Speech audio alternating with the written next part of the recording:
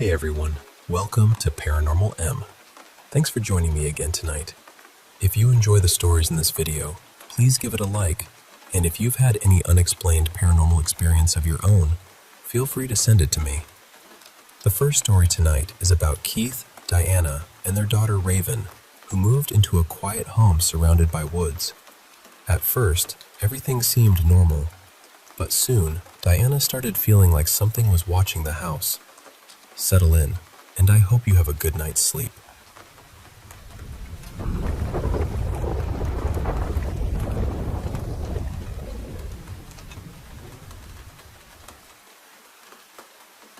You know, sometimes the quietest places hold the loudest fears. Let me tell you about Keith and Diana, two high school sweethearts from a sleepy little town in Ohio. They had that kind of love story that just grows naturally, the kind that makes you believe in forever. After they tied the knot, they dreamed of a home where nature was their closest neighbor, a place where their daughter, little Raven, could grow up surrounded by trees and the whispering woods. About 6 years into their marriage, they found it. A beautiful, secluded house tucked away inside a dense forest back in their hometown.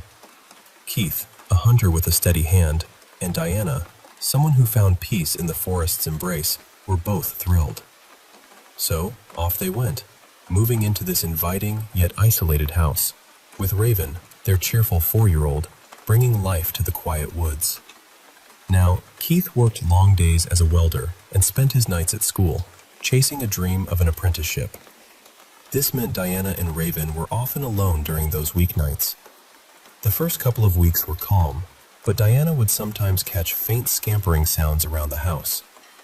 She'd pause whatever she was doing, her heart quickening just a little, and peek through the window.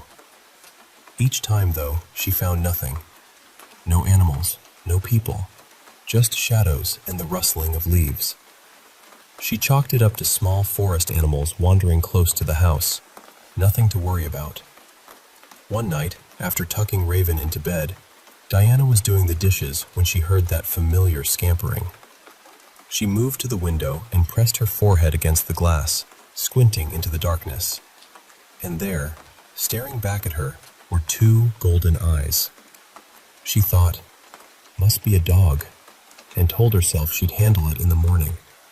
As she finished the dishes, she started tidying the living room. Curiosity nudged her to check again. She peeked through the living room window and saw nothing at first. But then, as she was about to pull away, those golden eyes appeared again. This time, they seemed to belong to something much taller, looming just beyond the glass. A chill ran down her spine. Blinking hard, she convinced herself it was just a trick of the light, maybe a tall dog with reflective eyes. Still unsettled, Diana moved back to the kitchen window, the one that faced the tree line about 20 feet away. She peered out, waiting. Slowly, a human-like head with golden eyes emerged, watching her intently. Panic gripped her chest. She stepped back, heart pounding, when suddenly, the hum of a car engine filled the driveway. Keith was home. She sank to the floor, relief washing over her as he unlocked the door. Between shaky breaths, she told him everything. Keith, protective and skeptical, rushed outside, flashlight in hand, searching every inch of their property. But there was nothing. No footprints, no signs of anyone lurking. He returned inside and gently told Diana it was probably her imagination, that maybe the isolation was getting to her. Could just be an animal, he said, trying to comfort her. Then, about a month later, Diana was alone again with Raven. The house felt quieter, almost too quiet. She was in the kitchen doing dishes, gazing outside when those golden eyes appeared once more, slowly rising from the edge of the window. She froze, then backed away, a wave of dread crashing over her. She ran through the house, flipping off every light, heart hammering in her chest. Finally, she switched off the living room lights. The reflections vanished, and there, standing just outside, was a tall, shadowy figure with glowing eyes. She didn't hesitate. She called 911.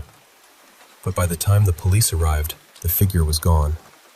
They searched the grounds thoroughly but found no traces of anyone. Keith arrived as well, and though he was angry and worried, he scolded Diana for calling the cops without reason. Still, the officers advised her to call if anything else happened, leaving the couple with no answers but plenty of unease. 4 months passed with no new incidents, and life started to feel normal again. Then one cold morning, Keith decided to surprise his family with donuts. He started his car, letting it warm up in the chilly air. As he adjusted the rearview mirror, he spotted someone standing right behind his car. Heart racing, he jumped out and searched everywhere, but the woods held only silence. No one was there. What caught his attention next were the footprints. Massive prints, nearly 14 inches long, scattered across their property. They started and ended right at their home, as if whatever was out there was stalking them, but never leaving the boundary. That morning, Keith finally understood what Diana had been feeling all along. They weren't alone in those woods. Something was watching, waiting, stalking. And it wasn't just an animal. It was something else. Something mysterious and deeply unsettling, hidden behind those golden eyes in the forest.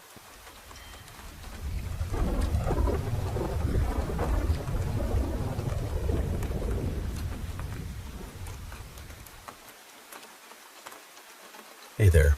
I want to share with you 2 chilling tales that have stayed with me for a long time. Stories that weave together love, mystery, and the eerie unknown. So, grab a cozy spot and let me take you through these haunting narratives. First, let me tell you about a couple named Tom Hawkins and his wife Jackie. Now, Tom was a 39-year-old father to 2 teenage boys, and he met Jackie back in 1986. Jackie was stunningly beautiful, and despite a tragic accident earlier in her life that left her unable to have children, she embraced Tom's boys as her own. They fell madly in love, and by 1989, they tied the knot surrounded by 150 of their closest friends and family. Jackie moved in with Tom and his sons, and over time, this blended family grew tight-knit and happy. The house was filled with laughter and warmth, the kind only found in a family that truly loves each other. When their sons grew up and moved out to start their own lives, Tom and Jackie thought it was the perfect time to embark on a new adventure together, a retirement filled with freedom and the open sea. They pooled their savings and bought a yacht. It wasn't a luxury vessel by any means, but they adored it and christened it Well Deserved. For 2 years, they sailed the Pacific Ocean and the Gulf of California, soaking in the sun, the salt air, and each other's company. Then came wonderful news. One of their sons was expecting a baby. Jackie was overjoyed at the thought of becoming a grandmother and wanted to be close to her expanding family. So, in 2004, they decided to dock the yacht and move to Newport Harbor to live near their son. They put up an ad to sell Well Deserved, and that's when the story takes a darker turn. In November that year, a young couple named Jennifer and Skylar DeLeon responded to the ad and quickly finalized the purchase. Tom and Jackie told their sons about the sale and promised to keep in touch.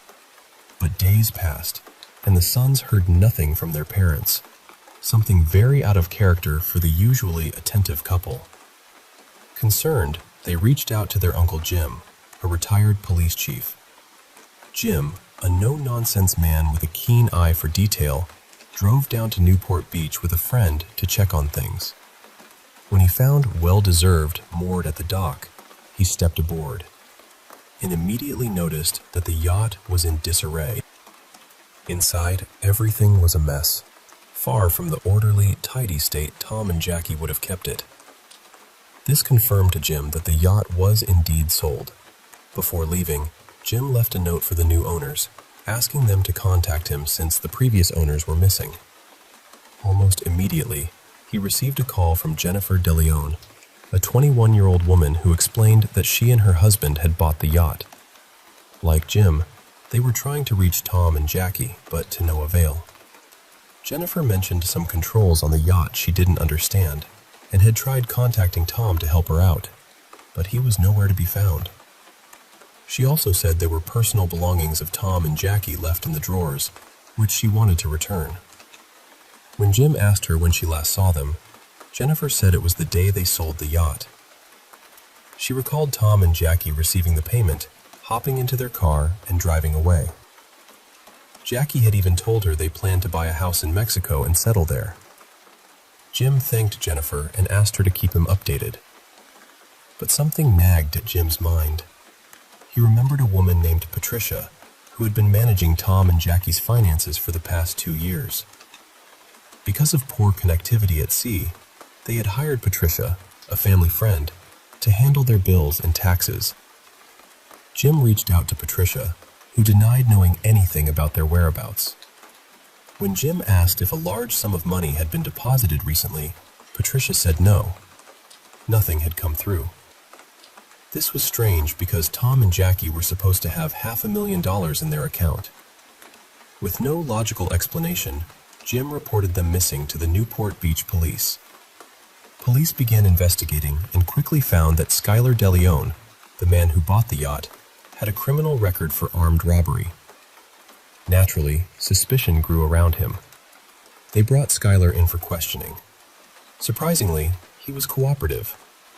He told the police that he had purchased the yacht legally, in front of a notary and a friend who witnessed the deal.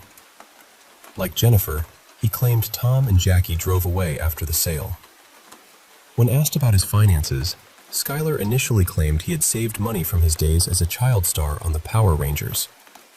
But moments later, he confessed the truth, that he had stolen money from a drug kingpin, which led to his conviction. After prison, he needed to launder the money, and buying the yacht was part of that plan. Because of his honesty and cooperation, the police let him go without charges for money laundering. The police interviewed everyone who had seen Tom and Jackie last, but their stories matched Skylar's. The investigation hit a dead end. Missing person notices were posted, showing Tom's SUV. Then, a tip came in from Mexico. A woman reported seeing the SUV parked at a house on her street. Police rushed over, hoping to find Tom and Jackie, but discovered it was Skylar who had parked it there, not the missing couple. The police reopened their inquiry, questioning Skylar and Jennifer again. When they dug into the notary and Skylar's friend Alonzo, the picture became clearer. The notary, Kathleen, confessed she didn't know Tom or Jackie and had been paid by Skylar to forge the documents. Alonzo initially stuck to Skylar's story, but eventually cracked when offered leniency. What they uncovered was chilling. Skylar had seen the yacht ad, and with his friends Alonzo and John, he showed up for a sea trial. Tom, a seasoned probation officer, immediately sensed something was wrong and tried to avoid the trial. To ease tensions, Skylar called Jennifer, who arrived with their baby. Jackie warmed up to Jennifer and the baby, and the family agreed to the sea trial.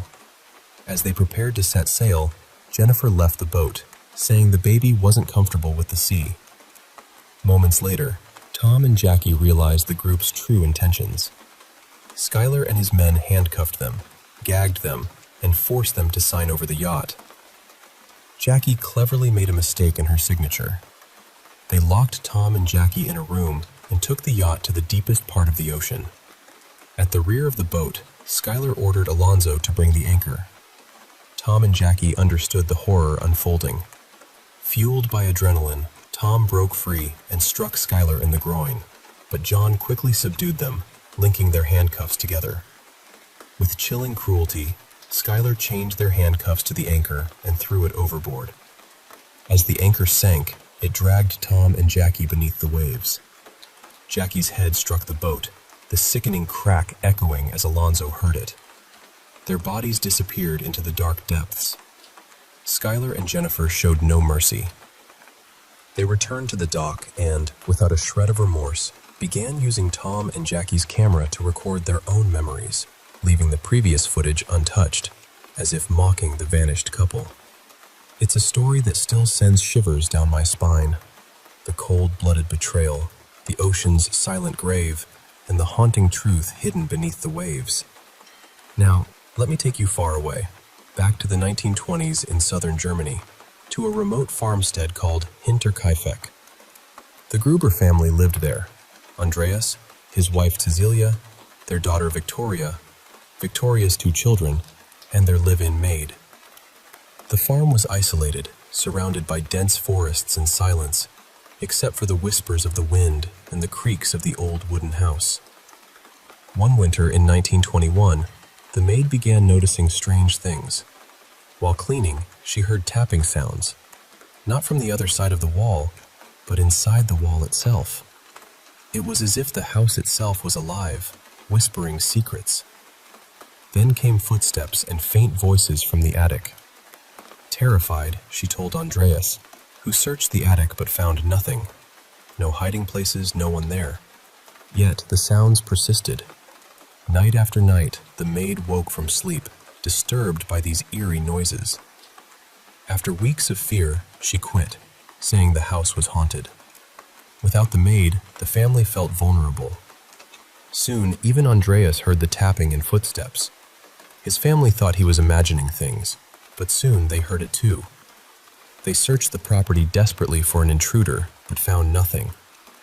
Then, the strange happenings escalated. Items went missing. Most frustratingly, the house keys vanished and reappeared in odd places. One night, Victoria's grandchild went missing. The family searched the house and surrounding forest, only to find her lost and confused near the house, unable to explain how she got there. Adding to the mystery, a newspaper that no one subscribed to appeared on their table. The lock on their expensive toolbox was found with deep cut marks, as if someone had tried to break in silently. In March 1922, after a heavy snowstorm, Andreas found footprints leading to the house, but none leading away, like someone had come but never left.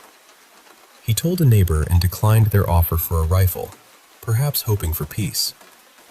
On March 4th, a repairman arrived for an appointment. He knocked, but no one answered, though he heard appliances running and dogs barking. He tried to get their attention through windows, but was met with silence. The house was locked tight. Concerned, the neighbor checked on the Grubers, found the barn open, and called out. There, in the dim light, lay Andreas's lifeless body. What investigators later pieced together was horrifying. One by one, the family members were lured to the barn, bludgeoned to death with a mattock, their bodies hidden under hay. No resistance, no struggle. The killer then moved into the house, killing the remaining two family members, including the children. Even more chilling, the murderer stayed in the house for 5 days, using their food and sleeping in their beds, while the bodies lay undiscovered. Neighbors even saw smoke rising from the chimney during those days. The money in the house was untouched, ruling out robbery as a motive. The Grubers weren't well liked, so finding a suspect was impossible. It was as if the forest itself held its secrets tight. To this day, no one knows who or what was responsible. Was it a human with a dark heart, or something unearthly? The mystery lingers, wrapped in cold German winters and haunted whispers. So, those are the stories of a couple lost to the ocean's depths and a family vanished into the shadows of a lonely farm. They remind us how fragile life is, how darkness can hide behind the most ordinary walls, and how sometimes the past refuses to let go.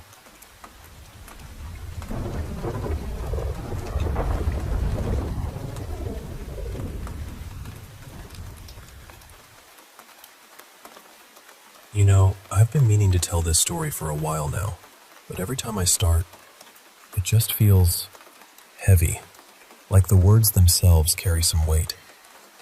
So, if you don't mind, I'd like to share it with you, just as it happened, with all its twists and shadows.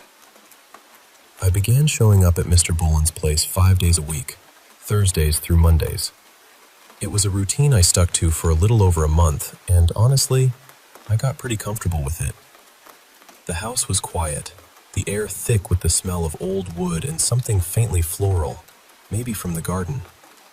But no matter how used to it I got, there was always this nagging feeling in the pit of my stomach.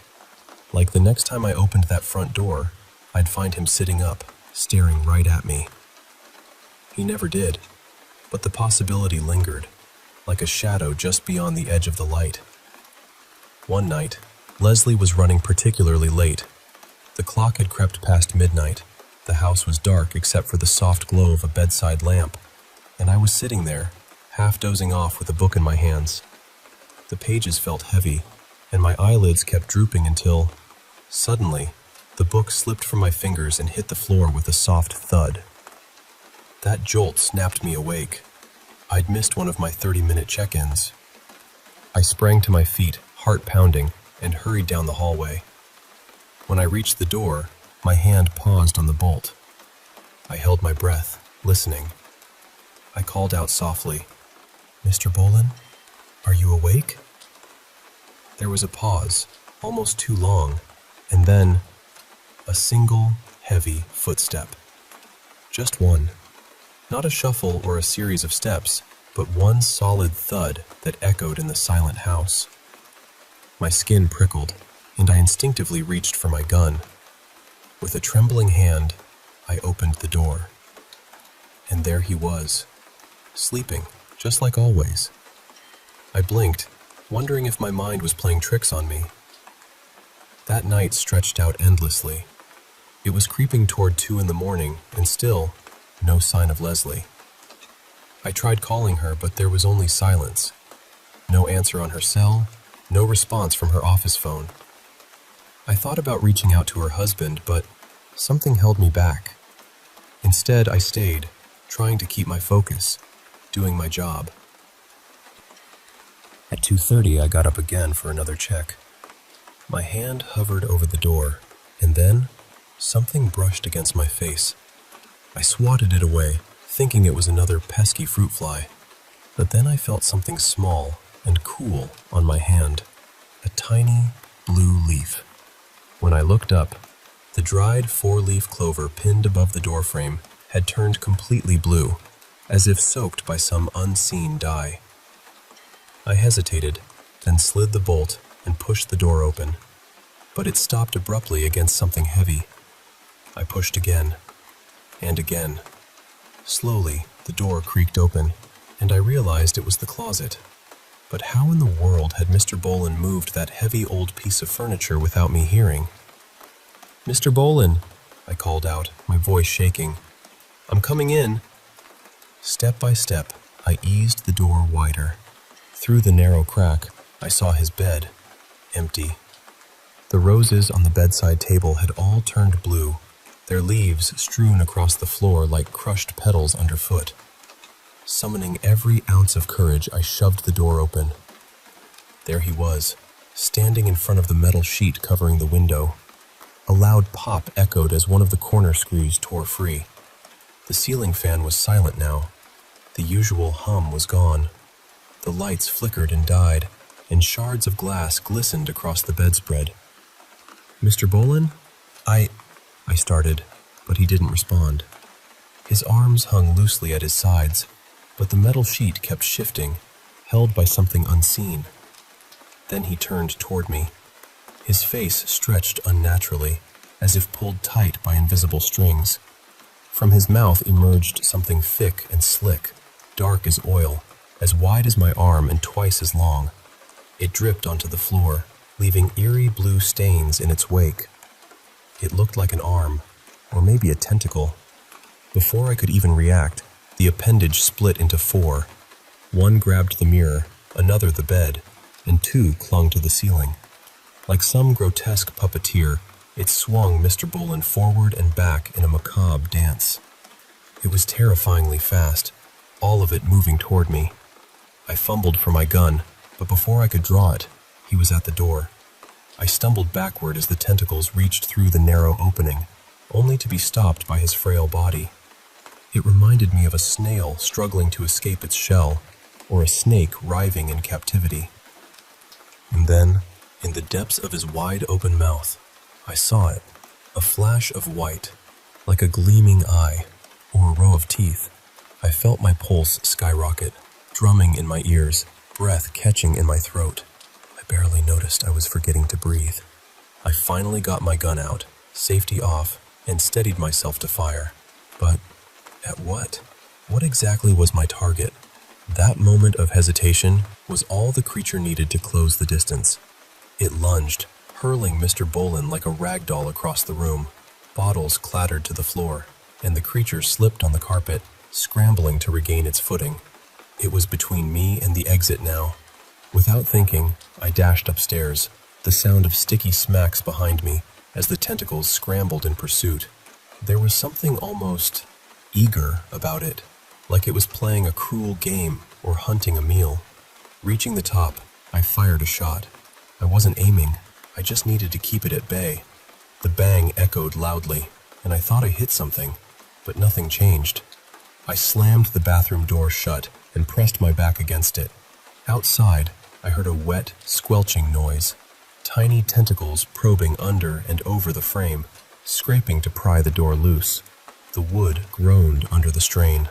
Panicking, I scrambled to the window. Knocking over soaps and delicate figurines, I climbed out, only to feel a sudden tug on my leg. I didn't look back, but the biting smell of ammonia filled the air. And then, in the midst of that terror, a voice, quiet, faint, but unmistakably real. Deep inside Mr. Bolin, it whispered, "Hello." Something tried to pull me back. I clung to the window frame with every ounce of strength. My shoe slipped off, and with a final desperate effort, I fell from the second-story window, landing hard on the garage roof. The steel dented beneath me as I tumbled off, finally lying flat on the gravel path, gasping for breath. My shoulder ached, and my head throbbed, but adrenaline kept the pain at bay. I stumbled toward my car, flung the door open, and slammed the key into the ignition. The headlights flicked on, and there, just in front of my car, was Mr. Bolin. At least 6 tentacles held him up, his form shifting like a grotesque crab standing in the driveway. His eyes flickered wildly, as if trapped in some nightmarish dream. I hit reverse, and that's when I realized I was screaming. Not consciously, but from the very depths of my soul. I didn't stop. I just drove, desperate to put miles between myself and that cursed house. I don't know if it chased me or let me go. That night blurred into a nightmare I can hardly recall. The next day, I found myself 2 towns over. Barefoot on my left foot, I stopped at a gas station and borrowed a phone. I must have dropped mine during the chaos. I still couldn't reach Leslie, and for a moment, I felt utter lost. The whole ordeal felt unreal, like a waking nightmare. Later that day, as I was driving back, I heard it on the news. Leslie Bolin was missing. I said nothing about what happened. The job Leslie had given me was off the books, paid quietly, and I didn't want to risk ever going near that house again. Besides, what if I had shot Mr. Bolin that night? What if it was all a hallucination? It would have been easier to believe it was just my mind playing tricks, but deep down, I knew the truth. Not long after, reports came in that Leslie had been found dead. I have my suspicions about what really happened to her, and I'm certain it has something to do with that blue hour at Mr. Bolin's house, a time when reality twisted and something dark came crawling out from the shadows.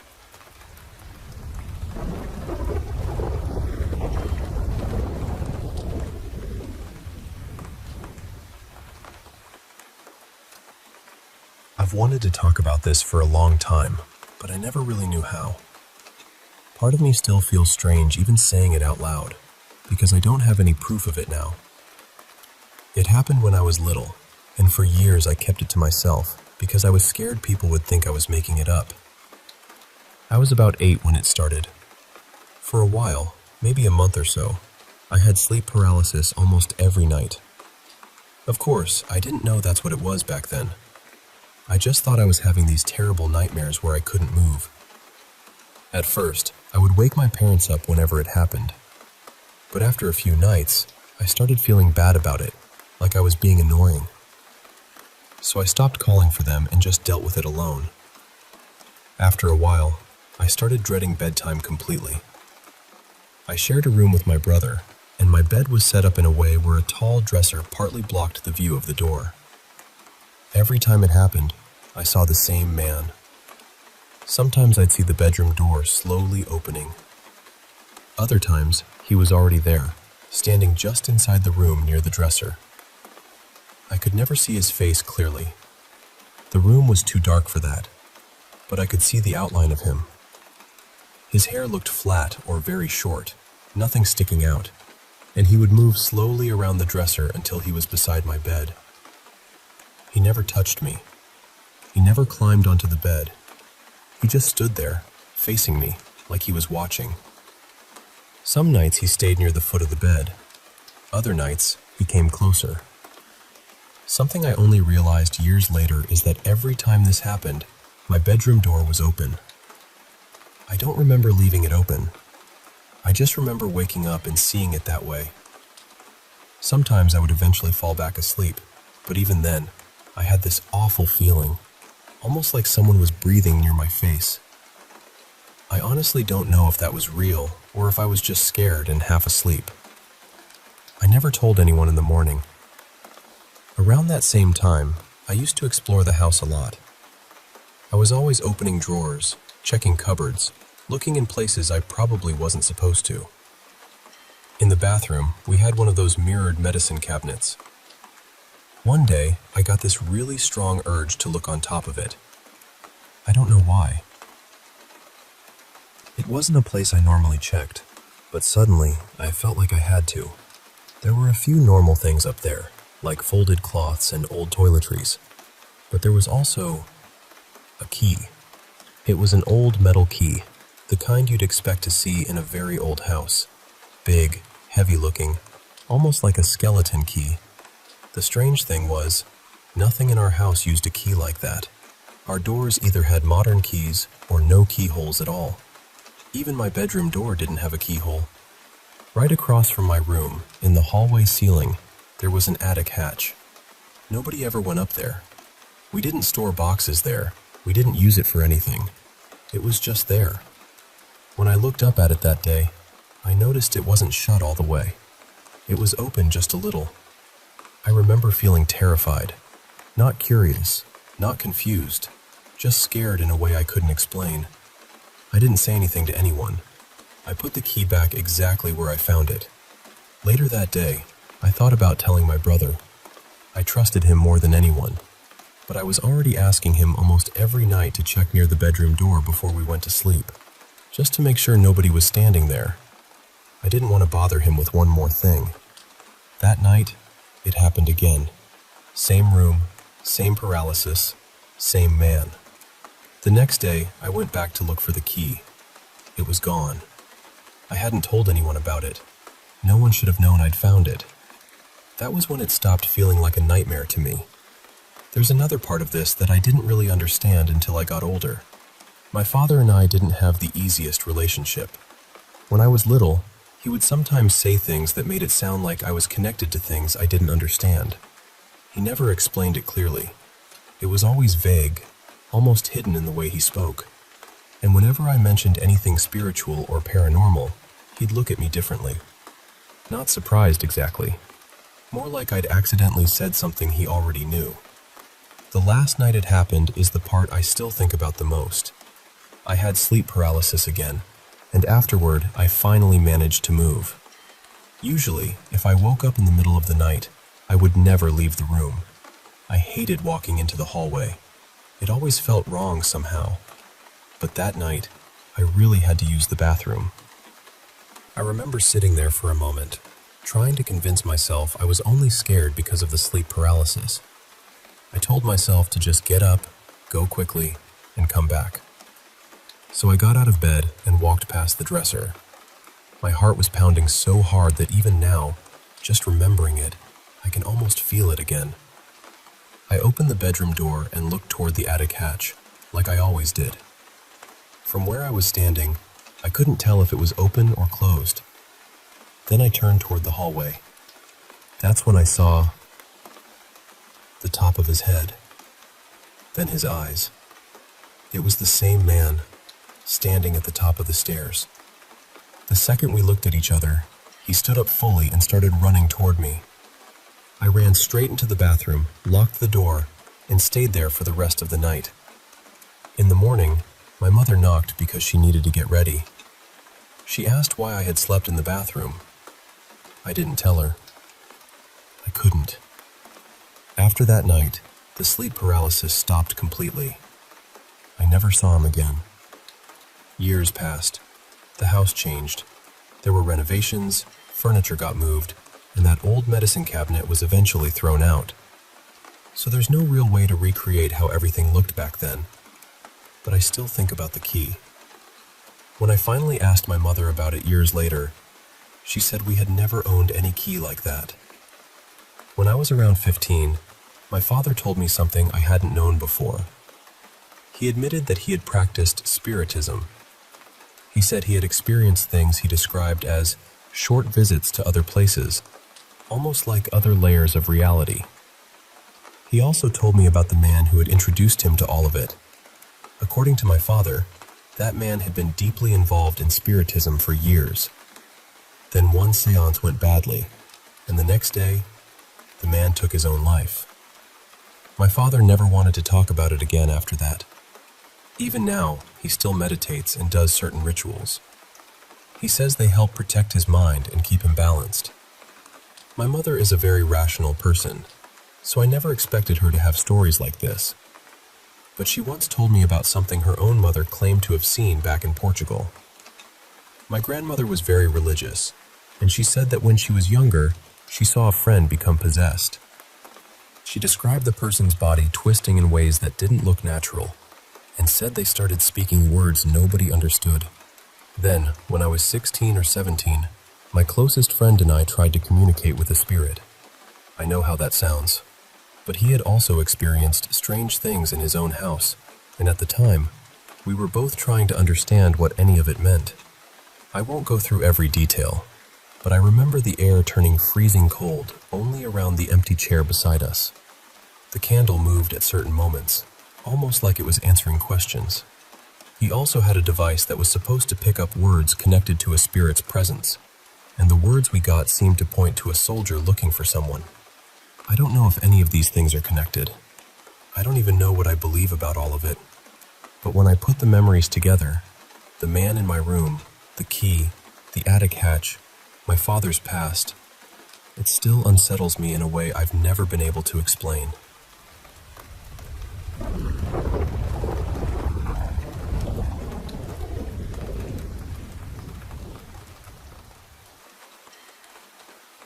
So I want to give you a little bit of background first. My partner and I both read tarot. I'm usually the skeptical one. I question everything, probably more than I should. He's the opposite in some ways, because he's had more than one experience with spirits, so he's a lot more open to things right away. But even though I'm critical, I trust my cards. They've never steered me wrong, not in personal readings, and not when I've read for other people.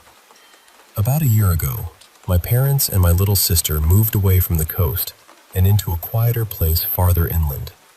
My partner and I moved to the same area a few months later, and last week, my sister finally told me something she'd been keeping to herself.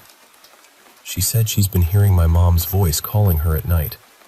The first time it happened, it sounded like it came from my mom's bedroom.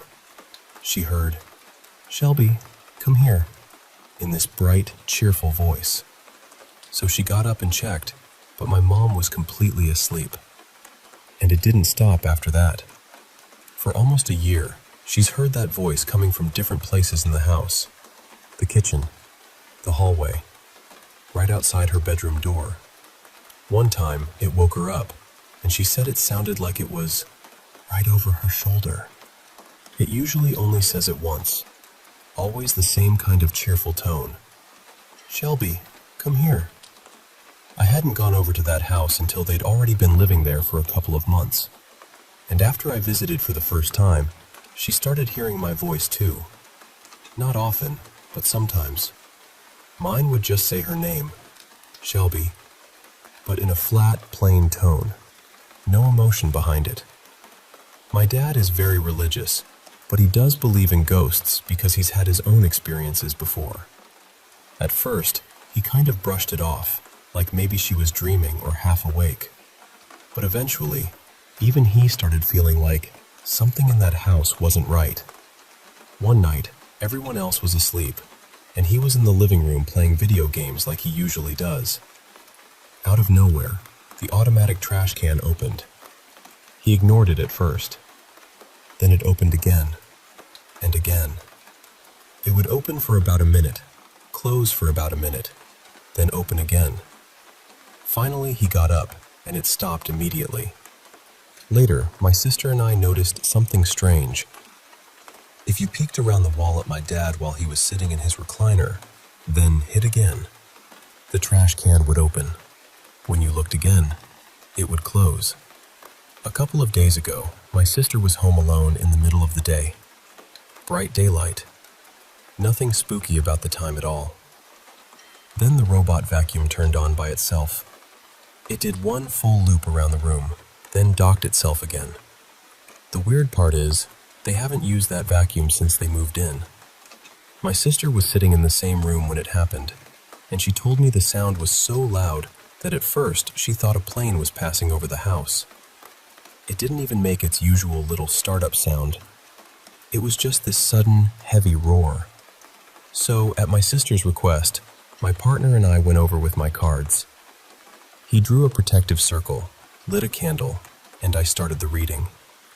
The first thing I asked was what this spirit, or whatever it is, was like. I pulled the King of Swords reversed. That card made my stomach drop. To me, that pointed towards something cruel, manipulative, controlling, possibly violent. I didn't write down every card after that because, honestly, the whole reading felt wrong. My deck felt scared. I know that might sound strange, but my cards usually come through very clearly. They're confident, sometimes blunt, sometimes almost rude. But this time, they felt hesitant. The message I got was basically, do not mess with this. When I asked if there was more than one spirit in the house, the answer felt like, you don't want to know. The cards also seemed to describe my sister as the fool, not in a bad way, but as someone young, innocent, and unaware of what she's really dealing with. And the strongest feeling I got was that this is beyond me, that I need to be extremely careful. So now I'm genuinely asking, what do you think this thing could be? And more importantly, how do I help my sister stay calm and feel safe in that house? Because my cards have never reacted like this before. They've warned me before, yes. They've been sharp before. But they have never felt afraid.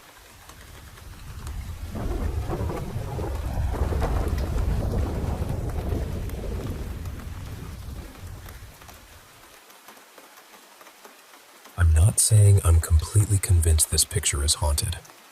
I'm just saying I don't feel great about being the person who tests that theory. My parents have had this old framed print for as long as I can remember. It belonged to a relative before them, and for years, it was just one of those things in the house that nobody really noticed anymore. It got moved from room to room, then eventually tucked away in storage. Then my brother's wife came over. Out of nowhere, she asked my parents about the little girl she kept seeing in their house. She said there was a young girl who would sit on the couch beside an older Native American man. According to her, the girl seemed like she was trying to say something, but the words never came through clearly. She also said the girl liked hiding near the hallway closet, didn't seem comfortable around men, and would not go anywhere near my parents' bedroom. That already felt strange enough. But then, my mom admitted she had seen the Native American man before too. My sister-in-law had never been told that. No one had mentioned it to her. After that, my mom became convinced the old print was connected to all of it. She took it outside, leaned it against the side of the garage, and placed it near a stack of metal tools, because someone had told her metal could trap or contain spirits somehow. I'll be honest, that bothered me. I don't know what I believe. I don't know if anything is attached to that picture.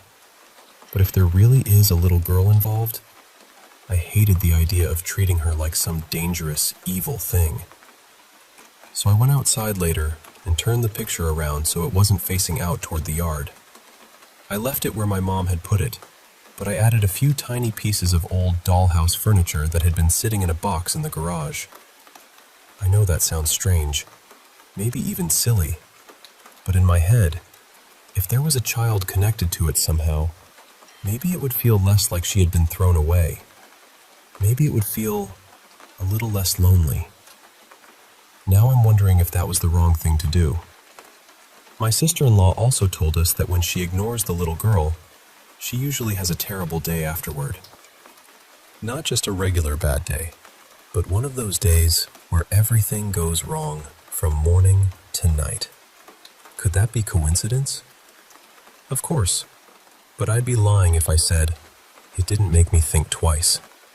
So I'm asking honestly, did I make things worse by touching the picture and putting the dollhouse furniture with it? Should my parents get rid of the print? Throw it away? Donate it? Burn it? Sell it to someone who actually knows about haunted objects? Or should everyone just leave it exactly where it is and never mess with it again? I'm really looking for honest thoughts here. Has anyone dealt with something like this before, especially with an old picture or object that's been in the family for years?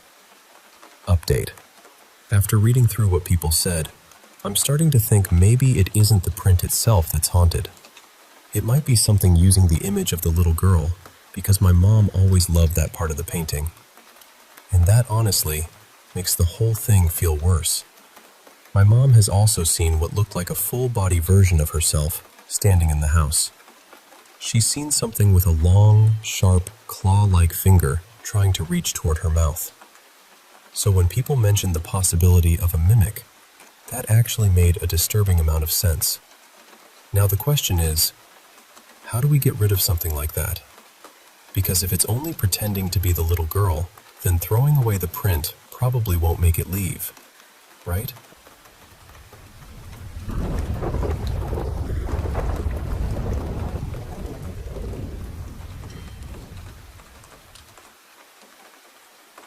So I'll start with a little background, because I feel like it matters.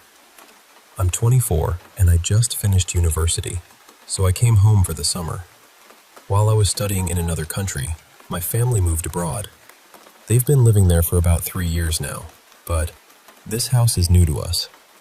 It's not an old place either, maybe 8 or 9 years old, and the people who own it live right next door. We rent from them, but honestly, we barely ever see them. Because the house is fairly new, and because we're supposedly the first tenants to actually live in it, I didn't think there would be anything strange about it. I also haven't spent much time there, since I've mostly been away at school. A little over a week ago, my parents left to go back to our home country to get our cabin ready. We usually spend a big part of the summer there. My younger sister Mira, who's 17, was supposed to go with them, but she got really sick at the last minute, so she stayed behind with me. Before I get into what happened, I need to explain the basement, because the layout is kind of important. Our basement is weirdly half basement, half ground floor. It's where the main entrance is, but the living room and the main part of the house are upstairs. So we don't really spend time downstairs unless we're leaving, coming home, or grabbing something from storage. There's a door from the basement into the garage, and we usually leave it unlocked because you need a code to get into the garage from outside anyway. The garage also works as a storage area. If you walk all the way to the back, there's this narrow opening, maybe a meter wide, that leads into a little corridor-like space. It's about 4 meters long and also around a meter wide. The garage light is motion activated, which becomes important later. There's also another storage room in the basement with a fridge and freezer for extra food, and a door that leads into the electrical room. Then there's a spare room we turned into an office. It has a couch, a small TV, and an old Wii, but nobody has used it since my parents left. The noises started only a few hours after they drove away. At first, It sounded like someone knocking on the front door. Not a polite little tap either, more like a slow, deliberate knock. I checked the doorbell camera right away, but there was nobody there. No person, no car, nothing. So I told myself it was probably wind, or maybe an animal, or just the house settling. But a few minutes later, I heard another sound. This one came from the garage. It sounded like something heavy had slammed against the garage door. I asked Mira about it after a while, and she didn't seem worried at all. She told me the equipment downstairs sometimes makes strange noises, or maybe a box had fallen in the garage. I decided to believe her, mostly because I know I can jump to creepy explanations too quickly. I used to love paranormal stories, but lately I've been avoiding them. Same with true crime. About a year ago, I listened to a true crime episode while running alone through a forest in the dark, and I scared myself so badly that I've been trying not to feed that part of my brain anymore. But the sounds didn't stop. For the next few days, we kept hearing things from downstairs. Thuds, scraping sounds, little knocks that didn't feel random. One evening, Mira and I were upstairs watching a movie when there was a really loud sound from below us. To me, it sounded exactly like the garage door closing. That heavy, rolling, mechanical sound. Mira immediately said it couldn't be that, because the garage door barely works. It only opens properly maybe 1 time out of 5, unless you use this specific tool my dad keeps down there. But I guess she could see on my face that I wasn't convinced. And because she has absolutely no sense of self-preservation, she suddenly called out, "Hey, is someone there?" There was no answer. Then she added, "We're watching a movie. You can come join us if you want." That's when we heard a small thud. Not loud, not dramatic, just enough to make my whole body go cold. Mira looked like she wanted to say something else, but I grabbed her arm and told her to stop. I was genuinely scared by then. Not jumpy scared, not silly scared, actually scared. Eventually, she convinced me to let her go downstairs and check the garage. I hated the idea, but she's always been braver than me about this kind of stuff. Or maybe reckless is the better word. She loves scary things. She's the kind of person who would hear a noise in the woods at midnight and walk toward it because she thinks, maybe it's a ghost. But because she wants ghosts and demons to be real so badly, she's also weirdly skeptical. So she went down. I waited upstairs, barely breathing. After a few minutes, I saw her coming back up the stairs. Her eyes looked wide, and her face seemed pale. But the hallway was dim, and I was already terrified, so I tried to tell myself I was imagining it. I asked her, what happened? She said one of the boxes in the garage had fallen over. That was it. Then she sat back on the couch, but this time, she pulled the blanket all the way up to her chin. Usually, she just drapes it over her lap or shoulders. I asked if she was okay, and she said she was just cold. And that made sense, technically, because the basement area is always chilly, and she was only wearing a t-shirt. But something about her felt different. I really think she saw something. I don't know what. I don't know if she's not telling me because she doesn't want to scare me, or because saying it out loud would make it feel too real. Then, over the last couple of days, things got stranger. I could have sworn I heard the fridge in the basement storage room open and close. Not once, but more than once. That soft suction sound when the door opens, then the little rattle when it shuts. I also heard the Wii start up from the office. You know that tiny electronic sound old consoles make when they turn on? I know what I heard. Later, I asked Mira to grab a pack of mochi from the freezer downstairs. We had been saving it. She came back and said it was gone. But I know neither of us ate it. I know we didn't move it. And this might sound ridiculous, but Mira's dental floss has also been disappearing. At first, We joked that maybe a ghost had really specific oral hygiene needs. It was funny for about 5 seconds. Now I'm not so sure it's a joke. That's everything I can remember right now. I might share an update if anything else happens, or if Mira finally tells me what she saw downstairs.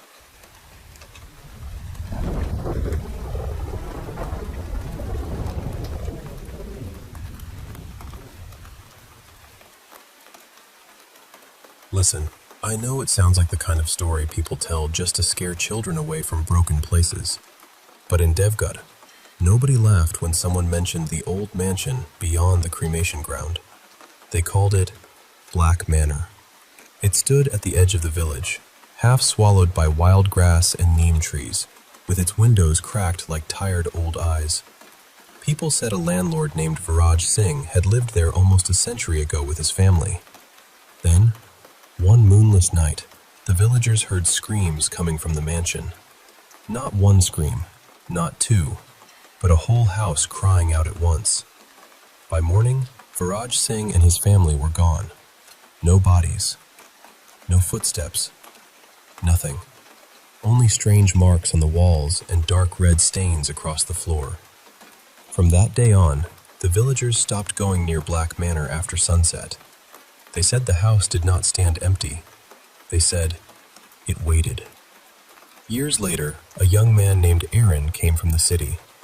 He was confident, cheerful, the kind of person who smiles when others whisper warnings.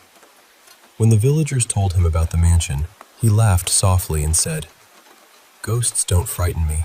Tonight, I'll stay there myself." I wish someone had stopped him. At midnight, Aaron walked through the rusted gate with a torch in his hand. The gate opened with a long, painful creak, even though there was no wind. The moment he stepped inside, it slammed shut behind him. Bang! The sound rolled through the courtyard. Inside, everything smelled of dust, damp wood, and something old enough to be forgotten. Portraits hung on the walls, but in every painting, the eyes had been scratched out.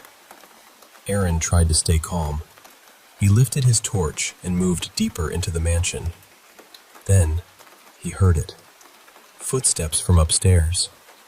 Thack, thack, thack. Slow, heavy, patient. He called out, "Who's there?" No answer.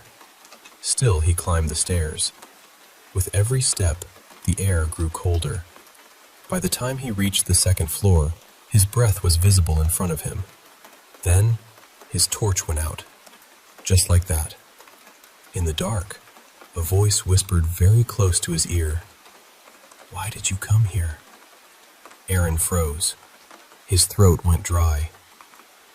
He tried to answer, but all that came out was a shaky breath. Then, something touched his shoulder. A hand, cold as ice. He spun around, but there was no one behind him. And then, he saw the mirror. It was an old mirror in a wooden frame, hanging at the end of the hallway. But it did not show Aaron's reflection. Instead, it showed a woman in a white sari standing behind him. Her long black hair covered most of her face, but her eyes were visible. Completely black, and she was smiling. Aaron turned around again.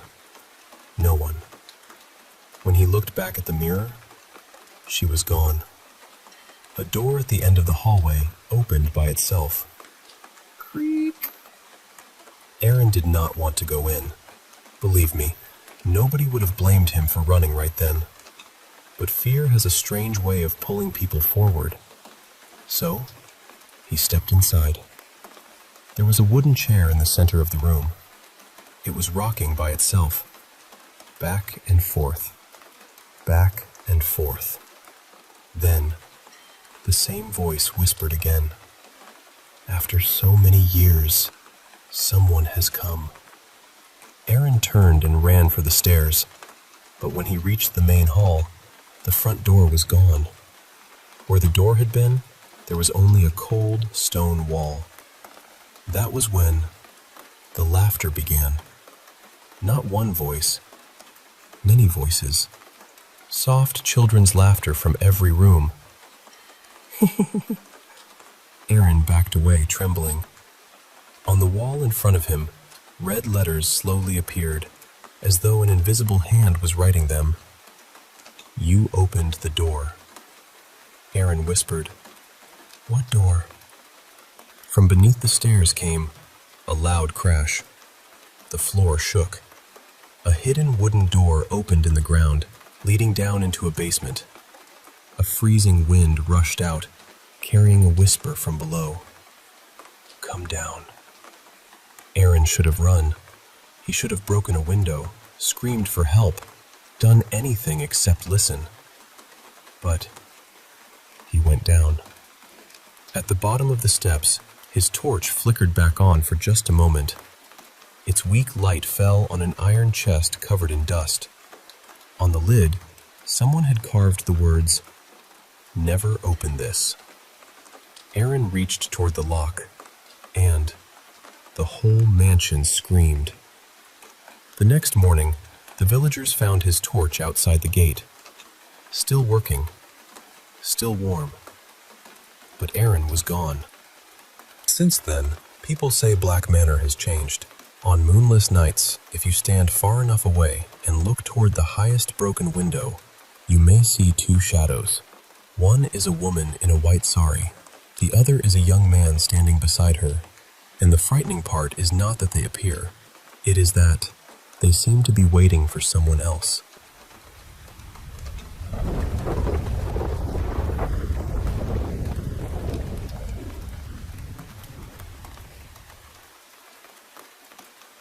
It started when I brought home a stray little tabby cat.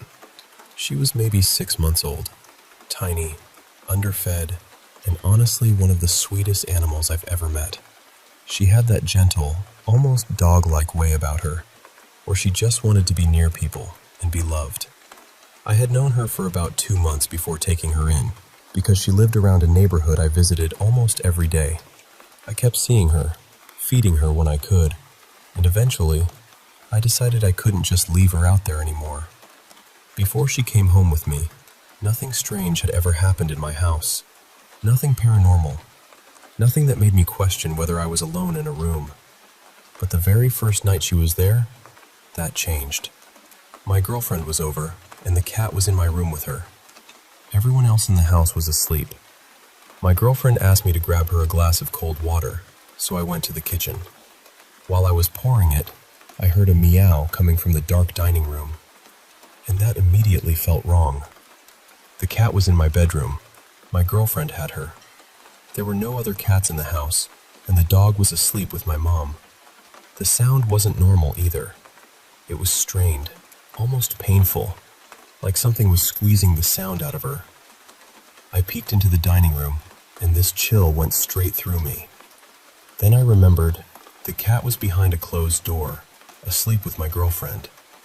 I'm not the kind of person who runs from things. I've always believed you shouldn't be afraid inside your own home.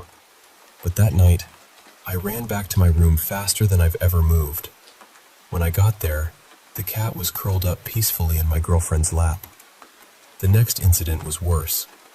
Another night, my girlfriend asked me to grab her a snack. As soon as I opened my bedroom door, it sounded like someone was sprinting down the hallway at full speed. Not walking, not shuffling, running. I shut the door as quietly and quickly as I could, because I didn't want to wake anyone up. But I started shaking. My girlfriend heard it too. The cat stared at the door like she was terrified, then crawled under the blankets. The running stopped, right outside my door. Then I heard breathing. Heavy, ragged breathing, like someone had just sprinted across the house and was trying to catch their breath. I pressed my ear to the door because I needed to know I wasn't imagining it. I heard it slow down. I heard what sounded like one final breath. After a few minutes, I reminded myself, this is my house. I live here. So I turned on the hallway light and went to the kitchen anyway, because apparently, I would risk my life for snacks. My girlfriend came with me. Every creak from the air conditioner made us jump, but we got the food and eventually fell asleep. The next morning, I was talking with my mom like normal when she suddenly asked, "Did the cat get out of your room last night?" I went cold. She said she had been in the kitchen talking to my stepdad when she heard a meow come from the dining room. She looked at him to see if he noticed, but he didn't know anything about the cat yet, so she just brushed it off and kept talking. Then there was what happened tonight. My girlfriend and I were taking a late shower because that's usually when we get a little quiet time to ourselves. While we were in there, I heard a loud bang against the bathroom door, like someone had bumped into it hard. I got out, dried off, opened the door, and nobody was there. I checked near my mom's room and heard both her and my stepdad snoring, so I tried to ignore it. I did my hair routine, got ready for bed, and went back to my room with my girlfriend. It was around 11, and everyone was asleep. Then I heard my mom call me. Not yelling, just casually, like she was standing somewhere on the other side of the house. I ignored it at first because I thought maybe I was hearing things. Then the cat started clawing at the door, so I assumed she needed to go outside. I don't have a litter box yet, so I took her out to use the bathroom. The whole time, I felt watched. I tried to push through that feeling, and after 10 minutes of her digging, peeing, and burying it, I brought her back inside. As I was walking down the hallway, I heard my mom's voice again. I wasn't really in the mood to talk, so I thought, if she really needs me, she'll call again. But here's the thing. My mom always answers the phone. Always. She'll call me just to ask if I remembered to flush the toilet. So if she actually needed me, she would have called or answered me. The voice I heard sounded like it was coming from the living room I had just passed, but the living room was empty. I got back to my room and shut the door. About 45 minutes later, my girlfriend and I both heard my mom scream my nickname. My nickname is Cheeky. That's what made it even stranger. If my mom is yelling because something is serious, she uses my real name. She doesn't use nicknames when she's scared or upset. But this voice screamed, "Cheeky," like it needed me right away. I texted my mom. No answer. I called her. No answer. I opened my door and stepped out. Nothing. The house was completely silent. When I went back into the room, we were both freaking out. The cat was losing it. She kept clawing at the door, rolling around and acting desperate to get out. Then I heard doors clicking shut around the house, like the latches were catching one after another. It happened several times. The cat was meowing loudly and acting wild, so eventually, we prayed. And I need to be honest, I'm not religious. I don't really believe in the paranormal. My girlfriend believes a little more than I do, but she isn't super religious either. Still, we were scared enough that she called her mom and explained everything. Her mom started praying over the phone. This cat had never scratched us, bitten us, or hissed at us. She was always calm, sweet, sleepy, and gentle. But when the prayer started, we placed her lightly in my lap, and she bent her body away from me, tried to claw at me, hissed, and struggled to get loose. We weren't holding her tightly. She was just sitting there. After the prayer ended, maybe 10 minutes later, everything stopped. What scares me even more is that before we called my girlfriend's mom, my girlfriend had already tried a short prayer, just to test whether the cat reacted. The cat had been lying beside us completely relaxed, but the second my girlfriend started praying, she looked right at her and ran to the other side of the room. There was also something that happened earlier that afternoon. My girlfriend and I were lying on the carpet, talking quietly, when she suddenly pulled back and said my face looked like it was changing. I know if you stare at a face for too long, your eyes can distort things, so maybe that was all it was. But it still bothered me. Another thing is that my girlfriend admitted she had been feeling scared of me for no clear reason. I have never hurt her. I would never hurt her.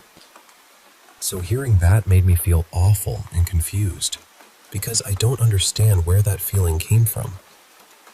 My mom loves this cat. She's been reading tarot since she was around 20, and she's in her 40s now.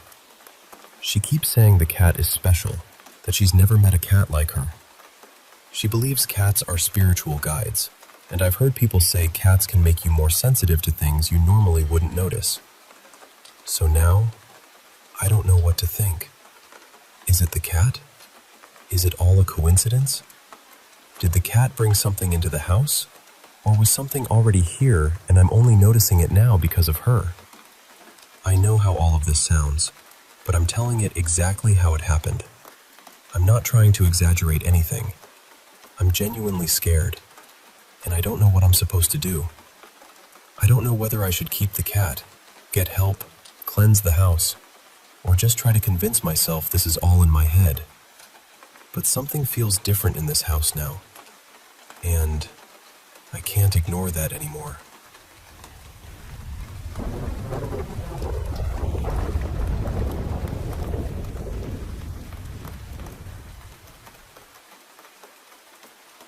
I've spent a lot of time reading through strange little corners of history, the kind of cases that barely make it into books and usually survive only in dusty records, local rumors, and old newspaper clippings. And every so often, I come across one that just stays with me. This is one of those. It's about two sisters named Agatha and Leonora Hartwell. They lived in a quiet stretch of rural Texas, miles from the nearest town, in a farmhouse that had belonged to their family for generations. According to the records I found, sometime in late November of 1939, the sisters shut themselves inside that house. And then, they didn't come out again. Not for 41 years. What first pulled me into the story wasn't even the house itself. It was the reason anyone went looking in the first place. In February of 1981, a utility worker noticed something odd while reviewing old service accounts. The Hartwell farmhouse was still using electricity. Not a lot, just enough to show that something inside was still running. And what made it stranger was that the bills had been paid without fail for decades, through withdrawals from a bank account opened before the sisters disappeared from public life. So 2 sheriff's deputies were sent out for what everyone thought would be a simple welfare check. But when they got there, they knew almost immediately that something wasn't right. The front door hadn't just been locked. It had been sealed from the inside with rows and rows of nails. The windows were covered from within. The back porch door was braced with heavy boards. Even the old storm cellar had been packed shut with poured concrete. Whoever had done all of that had not been trying to keep people out for a night. They had been making sure no one could leave. When the deputies finally forced their way into the farmhouse, they found Agatha and Leonora sitting at the kitchen table, calm, still, their hands resting neatly in front of them. And from what I've read, they didn't seem confused. They didn't seem frightened either. They looked like they had been waiting. One of the deputies asked Agatha why they had stayed inside all those years. And she looked right at him and said, very quietly, "We kept the door closed. For your sake." That sentence is the part I can't shake, because according to the notes tied to the case, the official report was completed, filed, and then sealed by the county within 3 days. Later, a few researchers claimed they were able to confirm the Hartwell family death records going back to the late 1700s. Every name matched, every date lined up, and every death, apparently, had been recorded exactly where it was supposed to be. There were also stories about the 2 deputies who found the sisters. One resigned before the year was over.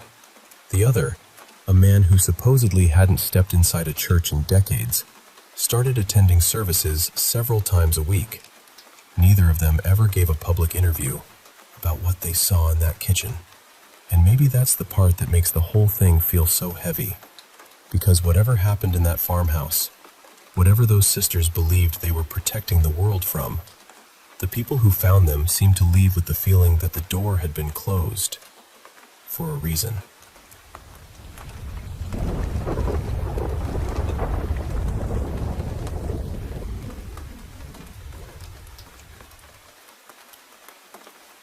By then, he was already married and no longer living on the family farm. He had moved to a bigger town for work, and he had managed to buy himself a motorbike, which was a real luxury at the time. It meant he could still ride back to the farm now and then to see his family. Not far from that farm, there was a forest. And I know every village probably has one place people whisper about, but this forest truly had a strange feeling to it. Even when I was a child, long after all of this happened, we hated going past it.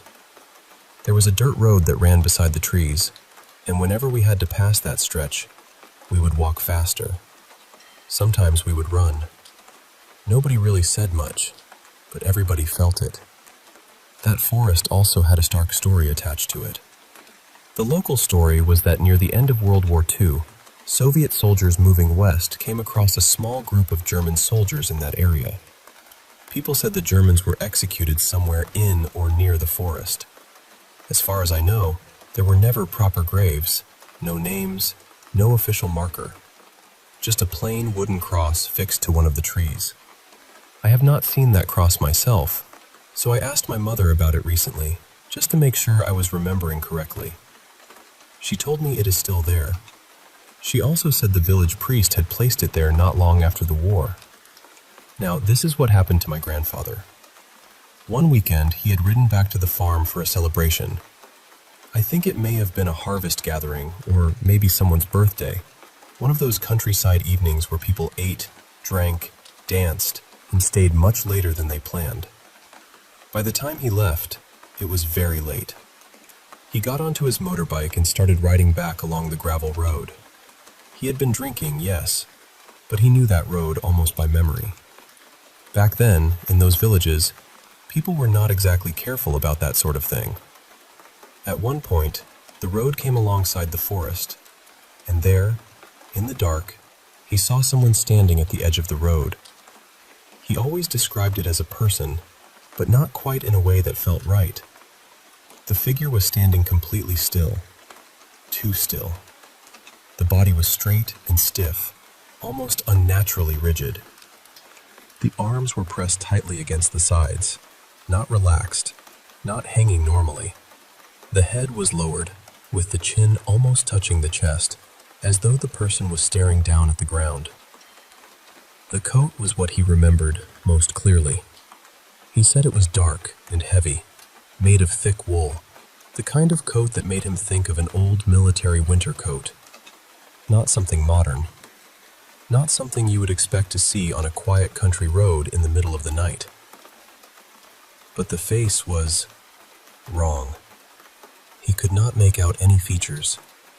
No eyes, no mouth, no expression. Just a pale, washed-out blur beneath the lowered head.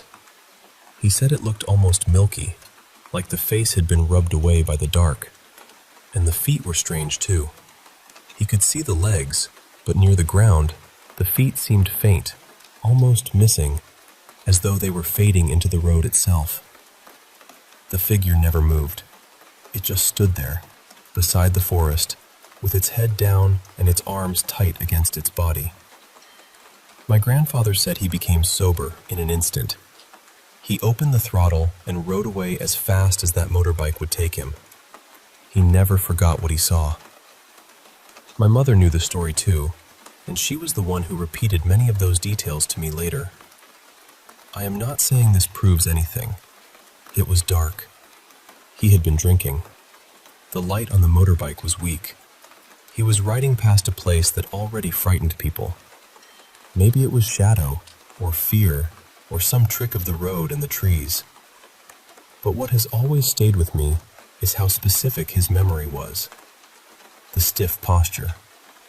The arms pressed flat to the sides, the lowered head, the heavy dark coat, the blank, pale face, the feet that did not look fully there. And because of what people say happened in that forest during the war, I have always wondered whether my grandfather saw something connected to the men who were said to have died there.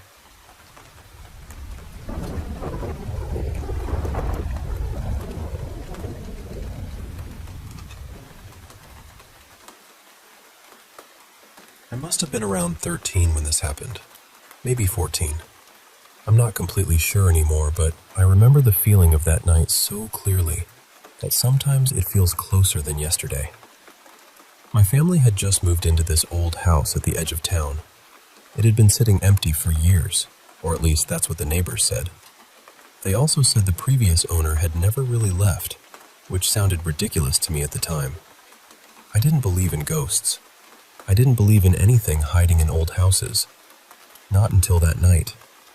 My parents had gone out to pick up dinner, and I was alone in the living room watching TV with the volume turned low.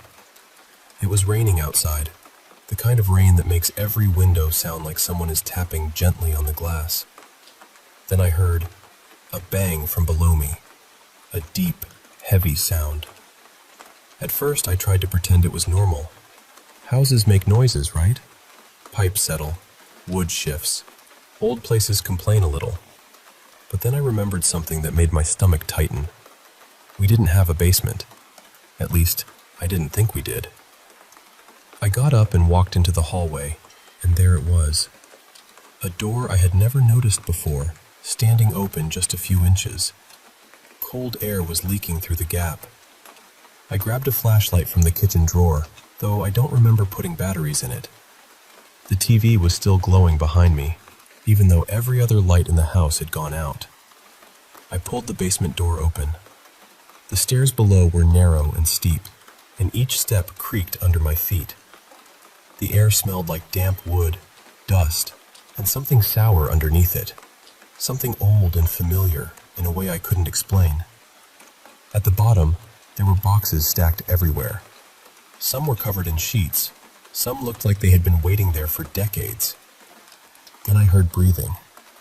Not loud, not dramatic, just quiet, careful breathing, like someone was standing very still and trying not to be heard.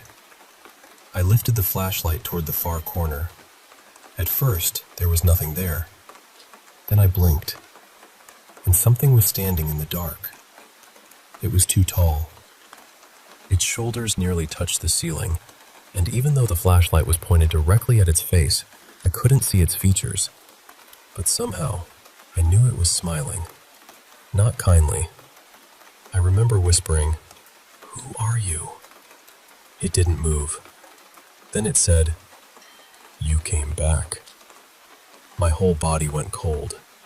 I told it, "I've never been here before." And it answered, "I know." That was what scared me most.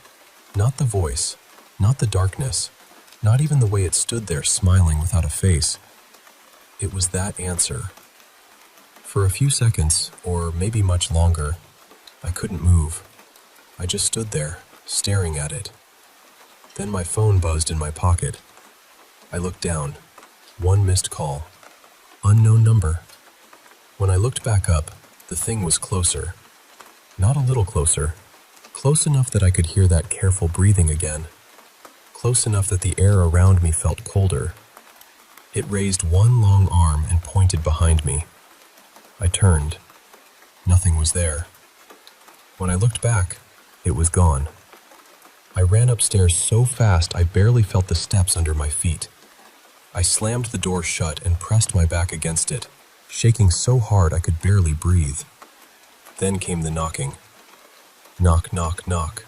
Slow, patient, right behind the door. My parents came home not long after, and I told my dad everything.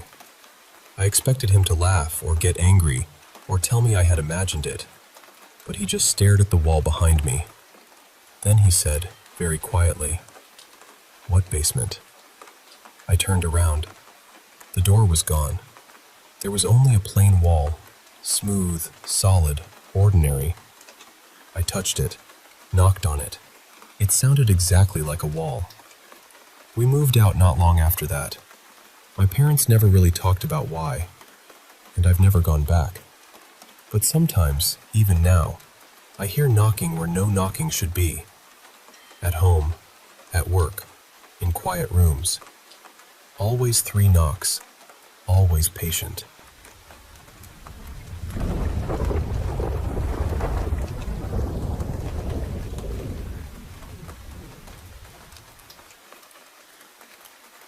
I know this story may not sound as dramatic as some of the others people tell, but it happened exactly this way. And honestly, even after all these years, when I think back on it, I still feel that cold little ripple go across my skin. My wife and I had just moved into an old family house with our little girl, who was a bit over 3 at the time. The place had been passed down to us, and it was sturdy enough, built sometime in the late 60s or early 70s, but it needed a lot of love. We had managed to fix up most of the ground floor before moving in, except for the sitting room.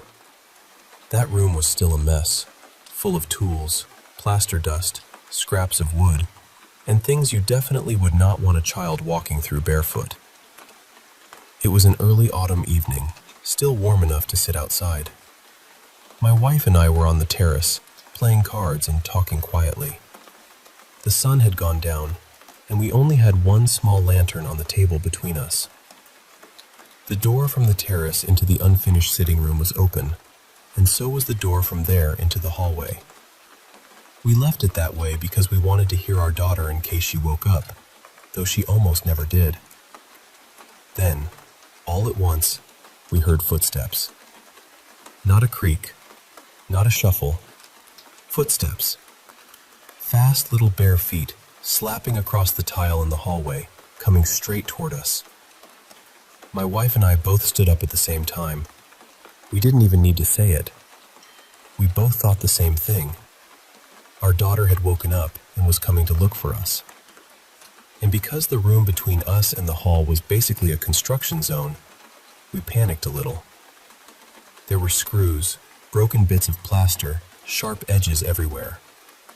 I was closest to the door, so I went in first, and as I stepped into the sitting room, I could still hear those footsteps, clear as anything. They were right there, moving toward the doorway from the hall. I expected to see my little girl appear at any second, but when I reached the hallway, there was nothing. No one. The hall was completely empty. I stopped so suddenly I almost forgot to breathe. My wife came up beside me a moment later, and she froze too. Every door in the hallway was shut, except for the door to our daughter's room. That door was still slightly open, exactly the same way we had left it. We went in, and there she was, tucked under her blanket, sleeping deeply. She hadn't moved. She hadn't woken up. She was warm, peaceful, and completely unaware of anything. Still, something in us needed to check the house. My wife stayed with our daughter while I searched everywhere. I checked the cellar, the attic, every room, every window, every outside door. Nothing was open. Nothing was disturbed. There was nobody there. Afterward, we sat together and eventually started laughing. But it was that strange kind of laughter people use when their minds don't know where else to put the fear. To this day, neither of us doubts what we heard. Those were footsteps in our hallway. Fast, clear, barefooted footsteps. And they were not our daughters. There is one detail I have never been able to ignore. The people who owned the house before us were relatives of mine, an older couple who had raised their only son there years earlier. He died in an accident when he was 15, long before I was born. My mother once told me that after it happened, the couple shut themselves inside the house for several days and were in such despair that the family feared they might take their own lives. The accident didn't happen in the house. It didn't even happen nearby. But still, I can't help connecting the two things in my mind somehow. That night was about 8 years ago now. We still live in the house. We're happy here, and nothing like it has ever happened again. But I know what we heard. Something ran through that hallway.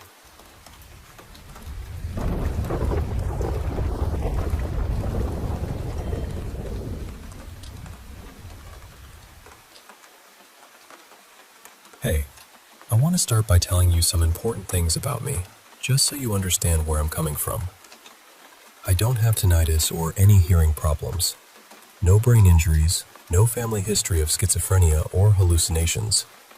I'm not under extreme stress, and I don't struggle with anxiety or depression. So, when I tell you about these dreams, these loud, terrifying dreams, you'll know this isn't just some mental health issue or stress-induced nightmare. So, here's what happened. I was coming back home from a work trip in Minneapolis when my car suddenly broke down. It was one of those old models, and it just gave up on me. I had to get it towed to this tiny garage in a small town that felt like it was stuck in time.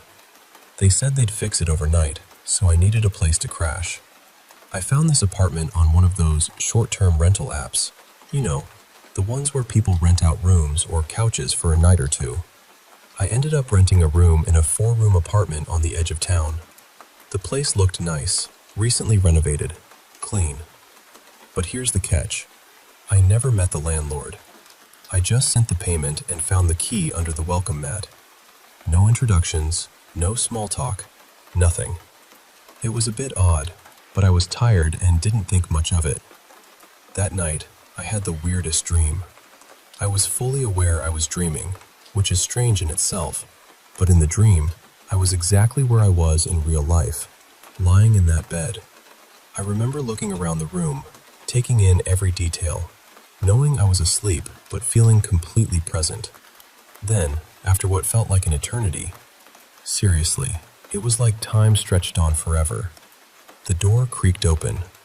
There was someone standing there, but it wasn't a person as you'd expect. It was a black silhouette, like a shadow, with one glowing white eye staring right at me. I felt this odd mix of fear and surreal calm because I knew I was dreaming. But the whole scene was just so bizarre it made my skin crawl. Then it started to scream, but not a normal scream. Imagine the high-pitched, piercing shriek of electronic feedback. A long, drawn-out, agonizing sound that seemed to vibrate through my very bones. The silhouette didn't move a muscle. It just stood there, that single white eye locked on me, screaming endlessly. I could feel my eardrums throbbing, like standing next to a massive speaker at full volume. I tried everything to wake myself up, pinching, slapping my face, but it felt like hours. That scream went on, and I was trapped, fully aware it was a dream, but unable to escape the sound. Finally, I jolted awake. My ears were ringing as if I'd been at a rock concert without earplugs. The relief was overwhelming. I've never been so happy to be awake in my life. The next day, my car was fixed, thankfully, so I got in and drove as fast as I could to get out of that town. But the dream lingered in my mind. It was like the ringing in my ears never really left. I had to pull over at red lights just to collect myself because I kept dozing off. Not from tiredness, but because my body felt like it was stuck processing that nightmare. It was surreal, like a bad echo following me. When I finally got home, I told my wife Helen about everything. She's a nurse, so she took it seriously. She asked me all the routine questions about hydration, medications, anything that could explain the ringing or the strange sensations. Usually, she's calm and collected, but this seemed to worry her more than I expected. Then again, she'd been stressed lately with family issues, so maybe it was just piling on. After a while, I had to stop her with a little white lie. I told her I was fine and that I'd let her know if it happened again. I just wanted to sleep and forget the whole thing. Before I left the room, she gave me a kiss on the cheek and asked, "Are you sure it had only one eye?" I gave her a confused look. What a strange question, right? That night, I went to bed, hoping to escape that horrible dream for good. But within seconds, I realized I was dreaming again, dreaming that I was awake, lying in bed with Helen beside me. I could even feel my sleeping body. I whispered, "No, please, not again." But the silhouette appeared once more. It stepped into the doorway, tilting its head, eye glowing white. I begged it to stop, and somehow I knew it understood me. But that didn't stop it. It began screaming that awful feedback noise again, louder, more painful. My head felt like it was splitting open. Suddenly, I woke up for real. Helen was shaking me gently, her eyes wide with worry. I smiled weakly, relieved that the noise was gone. "Thank you," I blurted out. "I heard it," she said softly. "Heard what?" "The screaming, coming from your ears." That revelation shook me. The next day, Helen insisted I see a doctor. My ears were fine physically, but if I focused, I could still sense that horrible sound lurking. The doctor was puzzled. How could an imagined sound cause physical pain? He placed a stethoscope on my head and asked me to recreate the sound. Concentrating hard, I managed to summon that electronic screech 6 times. It was so intense it felt like the noise was coming out of my skull. The doctor recoiled, visibly disturbed. "Do that again," he urged. I did. Each time the sound echoed out, real and deafening. Helen wasn't there, probably talking with her colleagues, so she missed the scene. The doctor finally admitted it was a form of objective tinnitus, usually triggered by stress or head trauma. "I haven't had either," I told him. "Stress then," he said firmly. "It's almost always stress." He typed on his computer, distractedly showing me another patient's records. He prescribed light blood thinners as a first step, thinking it might be a pinched nerve. Walking out, I noticed Helen was nowhere nearby. I searched for the break room but got lost in the hospital's confusing layout. When I pulled out my phone to call her, I froze. Staring at her smiling photo, my body suddenly went limp and I collapsed forward. It felt like an out-of-body experience. I watched my own body lying on the ground, and down the hallway, draped in darkness, was the same shadowy silhouette. Behind it was a nurse moving in slow motion, as if wading through syrup. The air shimmered around her as she noticed me, but the silhouette didn't need time to react. This time, I wasn't just dreaming. I was unconscious, trapped somewhere between worlds. Oddly, the less aware I was, the more I could move. I raised my finger and pointed angrily at the silhouette. "This ends now!" I shouted.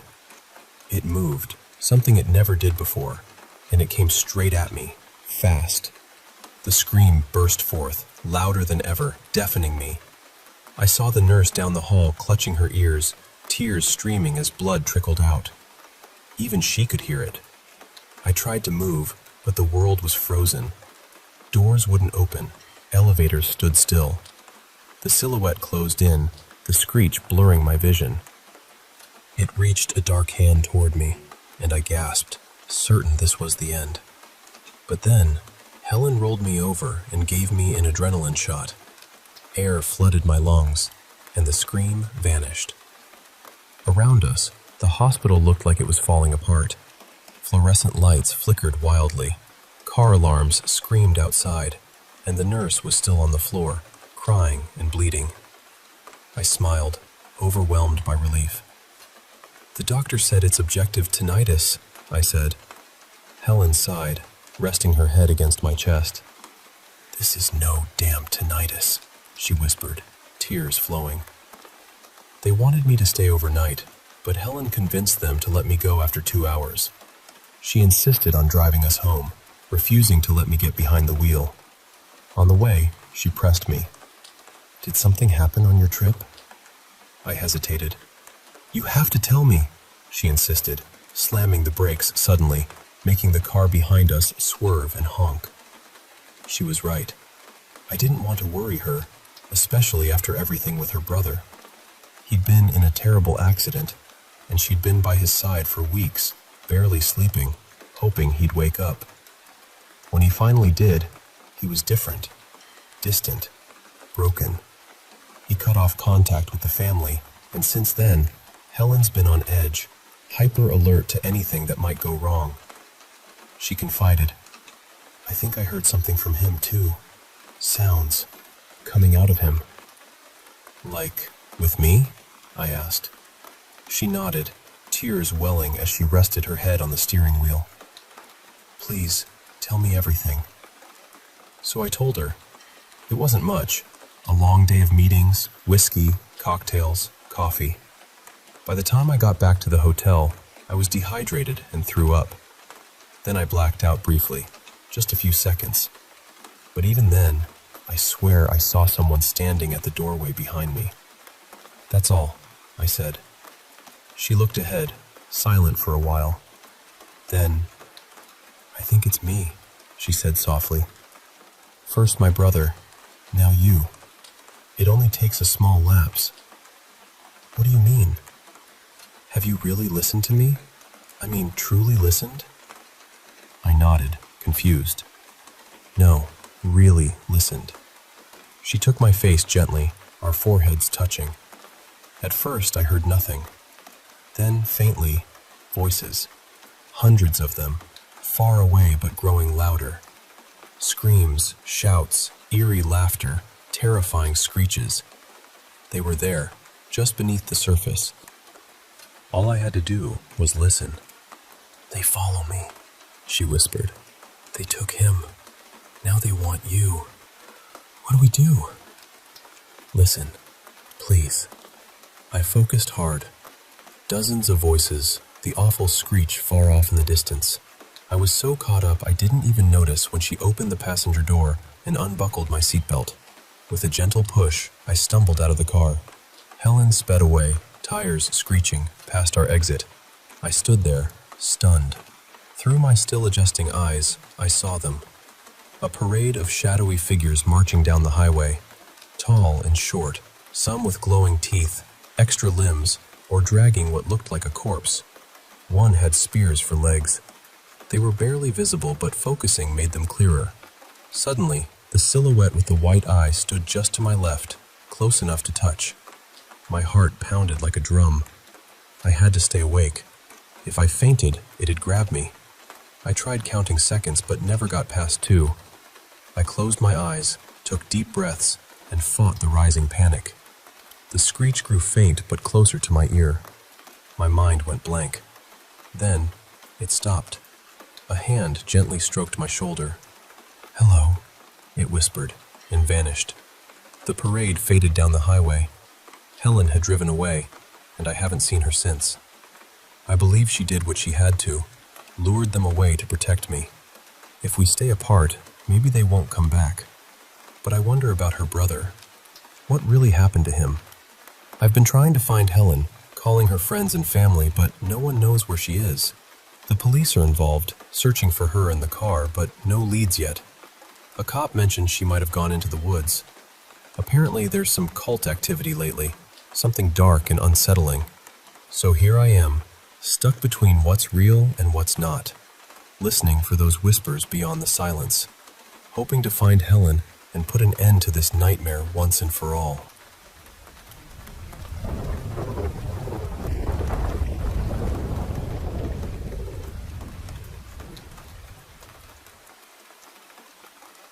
It's been a few years now since this happened, and I still don't really know how to talk about it without getting goosebumps.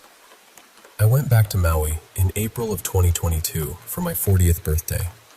My husband surprised me with a family trip, and somehow there were 16 of us all together, staying at the Grand Wailea. I know that sounds fancy, and it was, but for me, Maui wasn't about the resort. Maui had been home once. It was where I had worked, where I had loved, where I had lost people, and where pieces of my spirit had been scattered like little shells along the shoreline. My grandmother had lived in Kihei when I was growing up, so visiting her meant getting to visit Maui. She passed away on April 26th, 2 days after my birthday. That date matters. I didn't know how much it mattered until everything unfolded. The whole trip, I kept feeling this ache in my chest. I missed the island badly. The trees, the air, the people, the feeling that the land itself knew your name. My husband could tell I needed to get away from the resort for a while, so the day after my birthday, my friend who still lived on island picked me up with another friend, and we went to Ingao Valley. Before we went, my brother had told me, "You need to get in the water and make 3 wishes." He was strangely serious about it. I had hurt my knee a couple days earlier going down the pool slides with my little girl, but I didn't care. Swollen knee or not, I was going. When we got there, I prayed for my grandmother in the Portuguese garden, and then we hiked up toward the Needle. My friend knew where to go, So we left the regular tourist trail and found a quiet place facing it directly. I had brought a piece of moldavite with me, this little green stone that honestly looked like something out of a legend. I sat there alone for a few minutes, holding it, trying to connect with my dad and my grandmother, both of whom had passed. I just wanted to feel them. I wanted a message, a sign, anything. And then I heard it, clear as day inside me. Go bathe in the warrior water. I had no idea what that meant. We climbed down to the stream, and because of my knee, I basically had to crab walk down the rocks, which was not graceful at all. But when we reached the water, it felt sacred. There was a prayer written nearby in Hawaiian and English, and I asked my friends to read it over me while I dunked myself. The moment I went under, it felt electric. Not cold, not just water, energy. When I came back up, my knee didn't hurt anymore. I felt lighter, younger, almost brand new. My friend said, "You basically just gave yourself a Hawaiian baptism." And that stayed with me, because my birthday had been the day before. After that, I felt pulled to go to the Buddhist temple in Paia. I heard another message in my head, "Ring the bell for Dad." So I did. I went in, prayed, rang the bell 3 times, and waited outside for my friends to pick me up. While I was standing there, I read a plaque I had somehow never noticed before. It said the temple had been blessed by the Dalai Lama on April 24th, 2007. April 24th is my birthday. At that point, the whole day felt like a spiritual scavenger hunt, and Maui was leaving clues. The next day, April 26th, was our last day on the island. It was also the anniversary of my grandmother's passing. We were having lunch at Bistro Molokini before heading to the airport, and our server asked how my hike had gone. I told her everything. When I mentioned the phrase, warrior water, she stopped and looked at me. "What did you call it?" I repeated it. She told me that only true locals called it that. Then I showed her pictures of where I had gone into the stream, and her face changed again.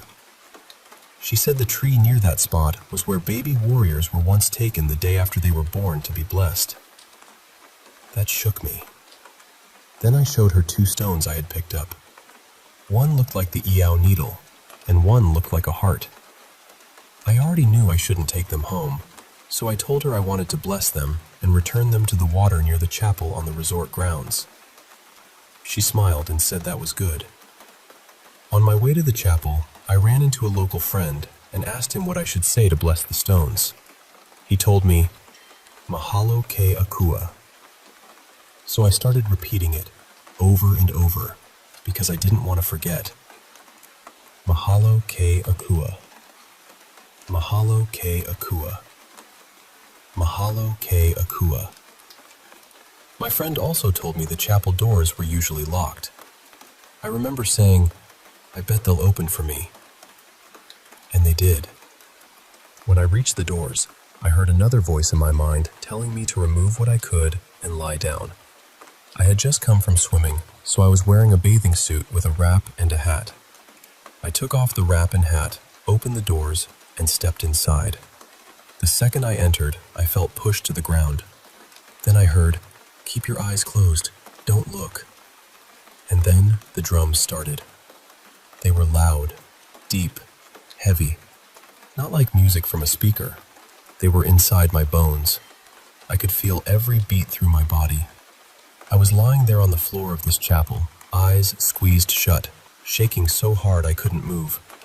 My skin felt like it was burning. I heard chanting underneath the drums, low and steady. I thought I was losing my mind. I didn't know anything about the night marchers then. I had lived on Maui, visited Maui my whole life, and somehow nobody had ever told me what to do if you encountered them. Eventually, I couldn't stay down anymore. I gathered every bit of strength I had, stood up, lifted my arms with the stones in my hands, and yelled, "Mahalo ke akua!" the chapel filled with gold light. I walked toward the altar, crying, still hearing the drums and chants. When I reached the steps, I was thrown down again. My arms stretched out, my eyes still closed, and the pain came back, sharp and stinging, all over me. And then, suddenly, it stopped. Just like that. The pain became warmth. The fear became peace. It felt like the biggest hug I had ever been given. And I knew that hug. It was my grandmother. On the anniversary of the day she died, I felt her with me. I could hear her. I could feel her. The chapel went quiet and bright, and for a moment, it was like the whole world was holding its breath. When I could finally stand, I left the chapel. Before walking away, I turned back, knelt on one knee with my fist to the ground and my head bowed. I had never done that before. I just knew I was supposed to. Then I returned the stones to the water. When I got back to the restaurant, I was pale. Our server asked how it went, and I said, "What is going on with that chapel?" I told her about the drums, the chanting, the fire, the pain, the gold light. Her eyes got huge, and very quietly she said, "You just met the night marchers." I didn't even know what that meant, so I started searching and reading. I learned about showing respect, keeping your eyes down, lying still, and how if one of your ancestors is among them, they can claim you and protect you. Then I thought, if I was protected, maybe my daughter was too. My daughter, Ava, was 4 at the time. I took her by the hand and asked if she wanted to go pray in the chapel before we left for the airport. She said yes. We were still outside, maybe 20 feet from the doors, when she suddenly knelt down exactly the way I had knelt before. One knee down, fist to the ground, head bowed. She had not seen me do that. I took a picture because I couldn't believe it. When we went inside, I stayed near the back and let her walk ahead. As soon as she entered, she started bowing, over and over, moving toward the altar with her arms rising and falling. When she reached the front, she bowed again, stayed there for a little while, and then came running back to me. She hugged me hard and looked at me with enormous eyes. Then she said, "Mommy, you make fire out of rocks." And after that, she said something I will never forget. "They want you to know thank you for coming to the real Maui."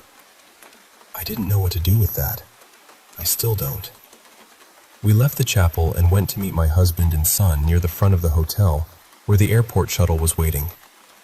While we stood there, my daughter pointed at the statue in the roundabout and shouted, "Look, Mommy, it's a night marcher." The bellman just stared at me. On the shuttle, I tried to act normal, but inside I was spinning.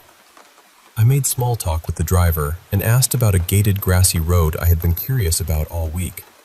He told me it was Oprah's road and said maybe next time he'd take me up there. He was Hawaiian, older, warm, with white hair and painted white nails. I asked him his name. He said, "My name is Pele." And later I learned that, in some stories, Pele may reveal herself after an encounter with the night marchers. Even after we left Maui, the signs kept following me. On the plane, I watched a light little movie just to calm down. And out of nowhere, one of the characters said, "Watch out for those night marchers." When we got back to California, my eyes were swollen nearly shut. I went to urgent care thinking it might be pink eye, but it cleared on its own. I still believe it had something to do with taking pictures inside the chapel. A week later, I got a call from an art director in Lahaina asking me to create pieces for Oprah. And later, I remembered something my grandmother used to say all the time when I was little. She would warn me to watch out for the menehune. That was the word she used, so maybe that's why I had never connected it to the night marchers before. I know this is a lot. I know it sounds impossible. But I remember every second.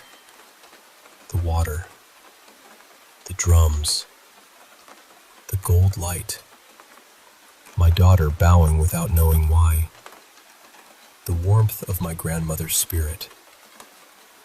And more than anything, I remember the feeling that Maui had not just let me visit, it had answered me.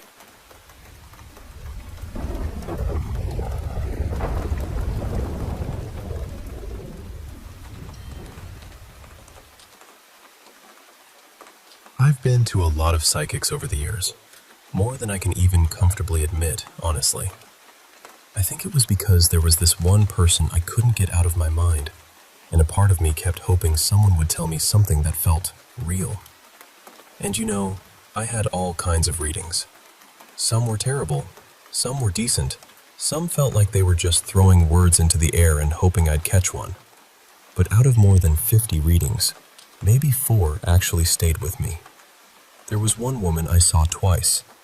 The first time was in person, and she picked up on so much about me. She picked up on this man I'd been thinking about too, in a way that honestly caught me off guard. I tried to go back to her about a month later, but she turned me away right there in person. Not rudely, exactly. More like she just knew I wasn't supposed to get another reading yet. Then, a couple of months later, I called her.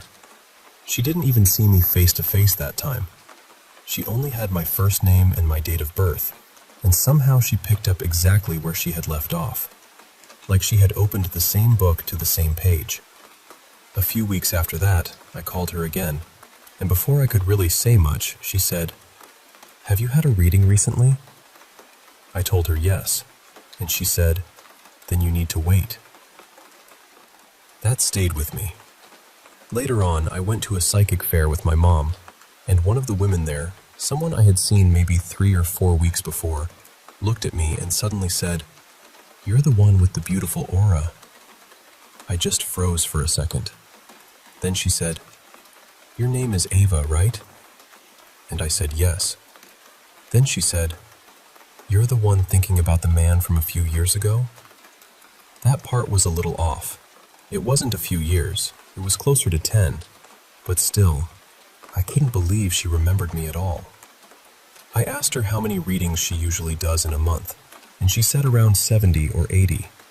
So either she remembered me out of all those people, or she really was picking up on something again. Either way, it felt strange in that quiet, electric kind of way. Then I wanted to see what she would pick up about my mom. My mom asked about her mother, who had passed away. And this reader, who used Egyptian tarot cards, looked at her and said, "You have a brother, and your sister-in-law is not to be trusted. Be careful with her." My mom's face changed immediately, because that was true. My mom has had problems with her brother and sister-in-law for years. They've been arguing over property for almost 2 decades. Then the psychic said, "You're planning to travel in September. You'll stay until October, about a month." My mom's eyes got so wide. She had been planning a trip in September, but she hadn't said a word about it. Then my mom asked about some land in our family. The psychic said, "It comes from your father's side. It belongs to you, but you need to be careful with your brother." And again, my mom looked stunned. Her father had owned a lot of land years ago, land that was taken during the communist period. So for this woman to say that, so directly, without fishing or guessing, was honestly hard to brush off. Out of all the psychics I've ever seen, I only remember the names of maybe 5. But this woman, I remember her, because the way she read my mother was so precise. No hesitation, no vague little clouds of maybe. She just said it. And the September travel thing still gets me. The brother, the sister-in-law, the land, all of it. At one point, I told her, "You're really good." And she almost looked offended. She said, "Don't say that. It's not me. It's God." That also stayed with me, because she didn't try to sell us anything afterward. No cleansing, no candles, no special rituals, no extra money. Nothing. She just gave the reading. There was another reader once, a man at a little bookstore, who immediately picked up that the person I was asking about was in another country. That was the very first thing he said to me. And this woman at the fair gave me a time frame for when I should reach out to him. But more than anything, I still can't get over the fact that she remembered my name and my aura, my beautiful aura.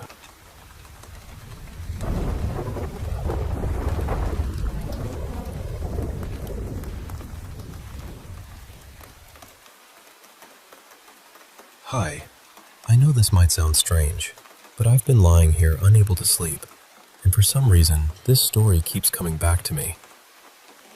It happened in 2017, and before that trip, I really didn't believe in paranormal stuff. I was the person who always had a practical explanation ready, but after this, I don't know. Something about it changed me. My best friend Mariah and I had gone to Austin for the first time to celebrate our 22nd birthdays. We booked a few nights at the Driscoll, and I'm pretty sure we were staying on the renovated side of the hotel. The first night, I went back to the room alone. I remember opening the door and immediately stopping, because the overhead light was on and the fan was spinning, even though I knew I had turned both of them off before we left. I told myself it was probably just old wiring. That felt reasonable. But then I sat in the room for a couple of hours, and the light kept flickering above me. Eventually I got annoyed, turned it off again, and went into the bathroom. When I came back out, the light was on. That was the first moment where I felt this little cold pinch in my stomach. A few hours later, Mariah came back. We were talking like normal when, right in the middle of our conversation, we heard a woman's voice calling our nicknames. She had this soft accent, and it sounded close, like she was just outside the door. We both froze. Mariah looked at me and said, "Did you hear that?" And I said, "Yeah, it sounds like somebody's calling us." At first we thought maybe it was another girl from our group, but she was staying at a hotel across the street. I opened the door and looked down the hallway, and there was nobody there. No footsteps, no doors closing, nothing. We called our other friend, and she was still out at the bar. The weird thing is, we weren't as scared as we probably should have been. We kind of laughed it off, because what else do you do at that point? The next afternoon, we decided to take a nap. Mariah was lying in bed, giggling a little, and I asked her what was so funny. She told me to stop touching her. I was standing across the room. I told her to stop playing around because I thought she was trying to freak me out. But she said something was touching her thigh. Not brushing against her, touching her. I was still being dismissive, so I told her to relax and go to sleep. Not even 10 minutes later, I got into my own bed. I was wide awake, scrolling on my phone, when I felt the mattress dip beside me. It felt exactly like someone climbing into bed next to you. Then I felt pressure on my legs. Then my thighs. Then my chest.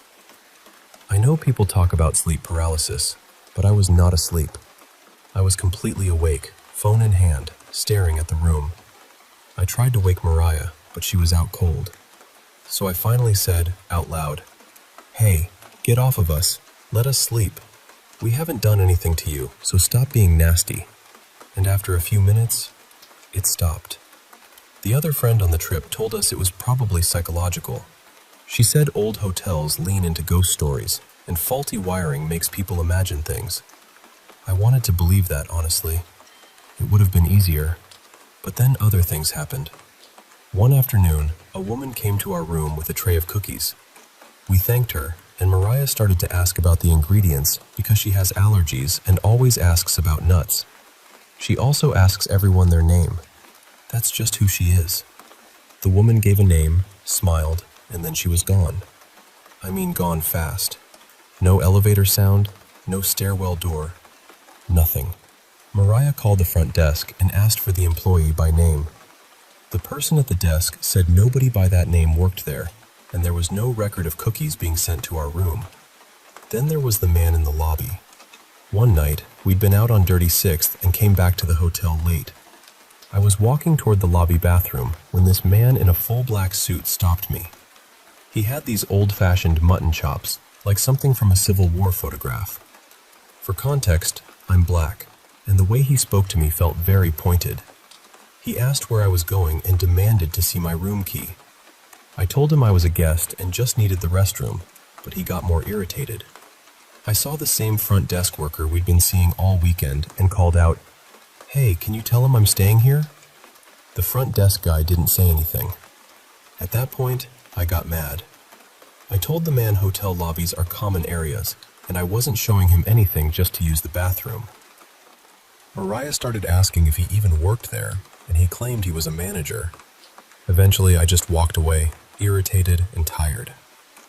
The next morning, around 6, we got up to get donuts and decided to ask the front desk about him.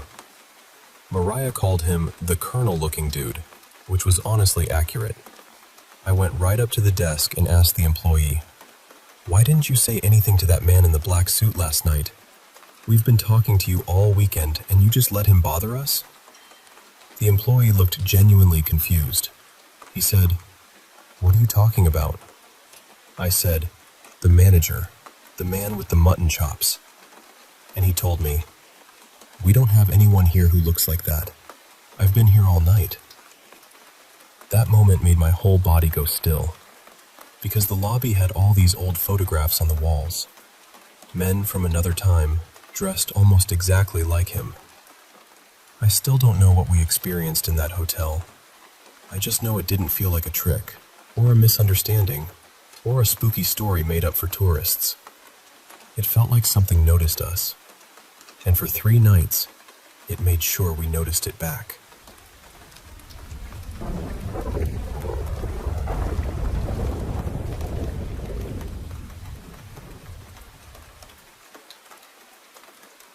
I honestly don't know where to begin with this, because it feels like these things started before I even understood what was happening. When I was little, there were always strange things around the old house. Small things at first. Random wet spots on the floor with no reason for them to be there. My grandfather sometimes speaking to empty space, though at the time everyone explained it away because he had gone through brain surgery and wasn't fully himself afterward. Still, even before I knew anything about ghosts or spirits or whatever people call them, I always felt something was off about that house. It wasn't the house I live in now. This all started in the old one. There was this narrow little hallway between the living room and the kitchen. It wasn't huge, but 2 people could probably squeeze through it. From the living room, you couldn't really see the kitchen. You could only see the hallway, and then you had to turn right at the end to get there. Near that turn, there was a corner where my mother kept things like buckets and small household stuff. One night, I was sitting with my family watching TV. I was facing the television, but I was sitting in a spot where, if I turned my head, I could see straight down that hallway. For some reason, I looked, and there was a figure standing in that corner. I still don't really know how to describe it. It was just there, facing toward us, maybe staring. I couldn't see its eyes clearly, but it felt like it was looking right into the living room, right at my whole family. After that, my memory gets blurry. I only remember dreaming that it followed me. That dream stayed with me for years. After it happened, I was terrified to go to the bathroom alone. I hated looking toward that hallway at night. I hated that whole part of the house, especially after dark. When I was around 10, we moved into a new house. Compared to the old one, this place felt peaceful. I could breathe there. I didn't even like going back inside the old house after that because it always gave me this heavy, bad feeling. But years later, when I was about 15, something happened again. I had my mother's old phone at the time. The power button didn't work at all, so I couldn't turn the screen on or off with it. I used to double tap the screen to wake it up, and when I wanted it to go off, I had to wait for the timer. I slept alone in my room. My parents' room was next to mine, though not exactly close.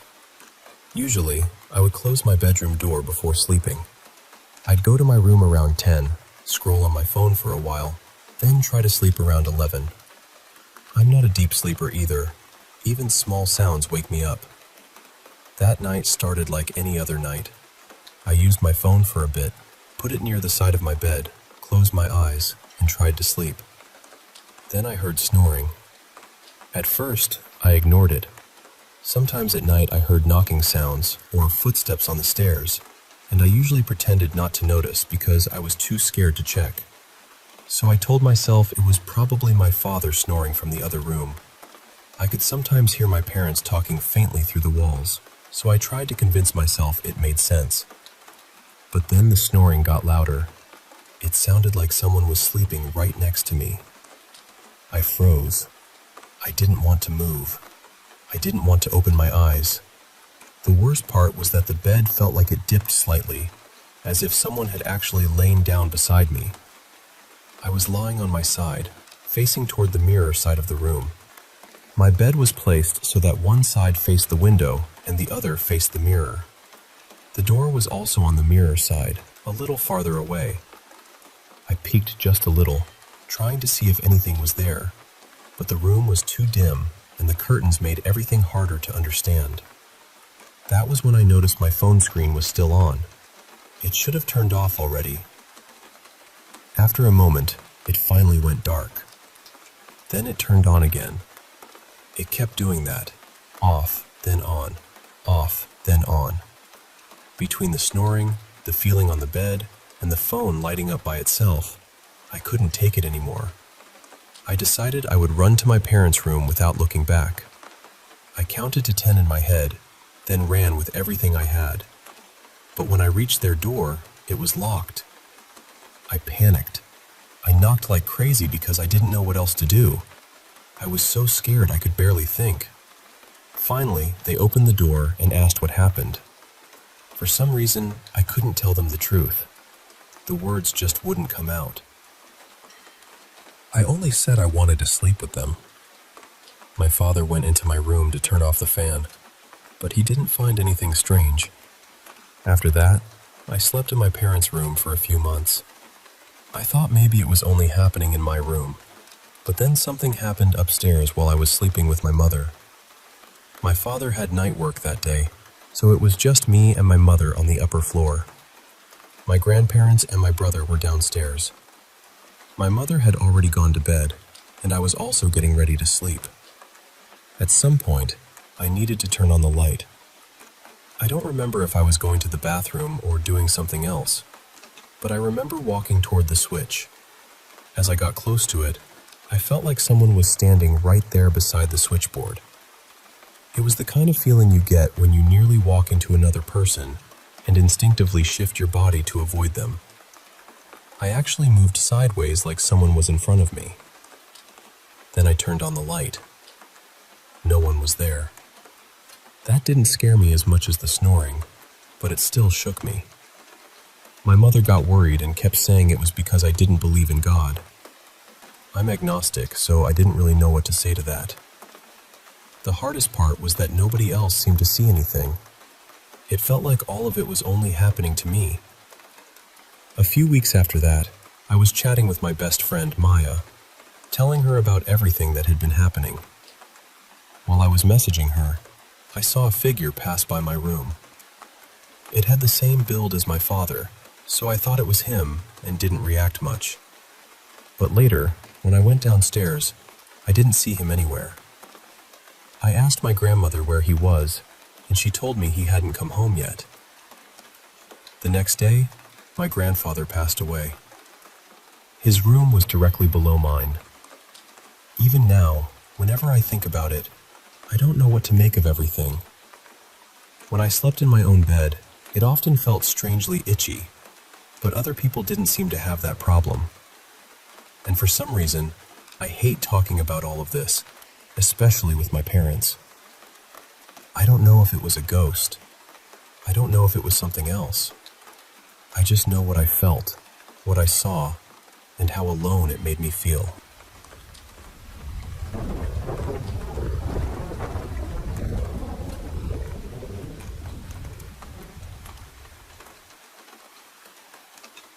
When I was younger, probably around 11 to 13, I truly believed my bedroom had something in it. At first, it didn't feel evil.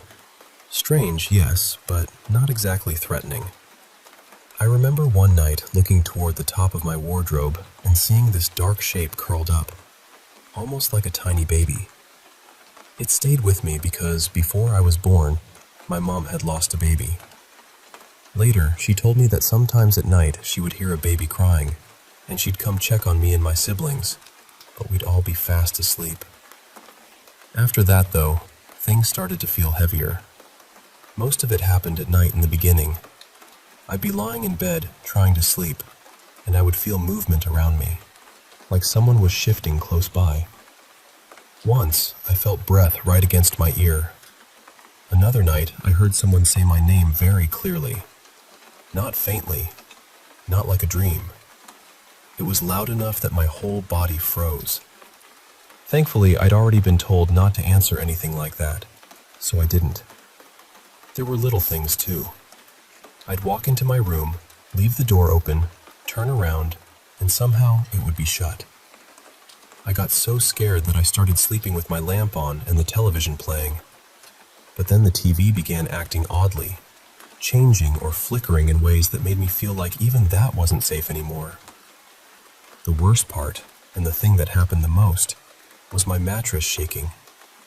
I could be completely still, holding my breath almost, and I would still feel it trembling under me.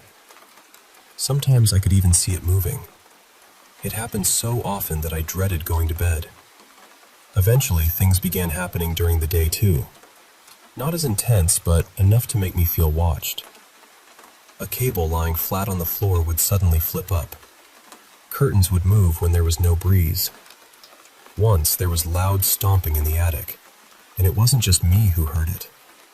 My dad heard it too, and so did a friend who was over at the time. I also remember seeing dark, hooded shapes pass by outside my bedroom window, even though there shouldn't have been anyone there. My sister shared the room with me, and she didn't experience things as strongly as I did, but she did say the room sometimes felt wrong. She'd feel like she wasn't alone.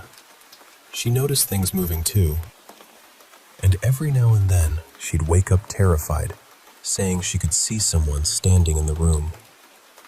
Things calmed down after a while. My mom told me that if something was bothering me, I should ask it to stop. She said spirits can listen. So I started doing that. I would say, gently but firmly, "Please stop. You're scaring me." And oddly enough, it did seem to help. A year or two later, I moved into another bedroom. I thought maybe that would be the end of it, but instead my sleep paralysis became much worse.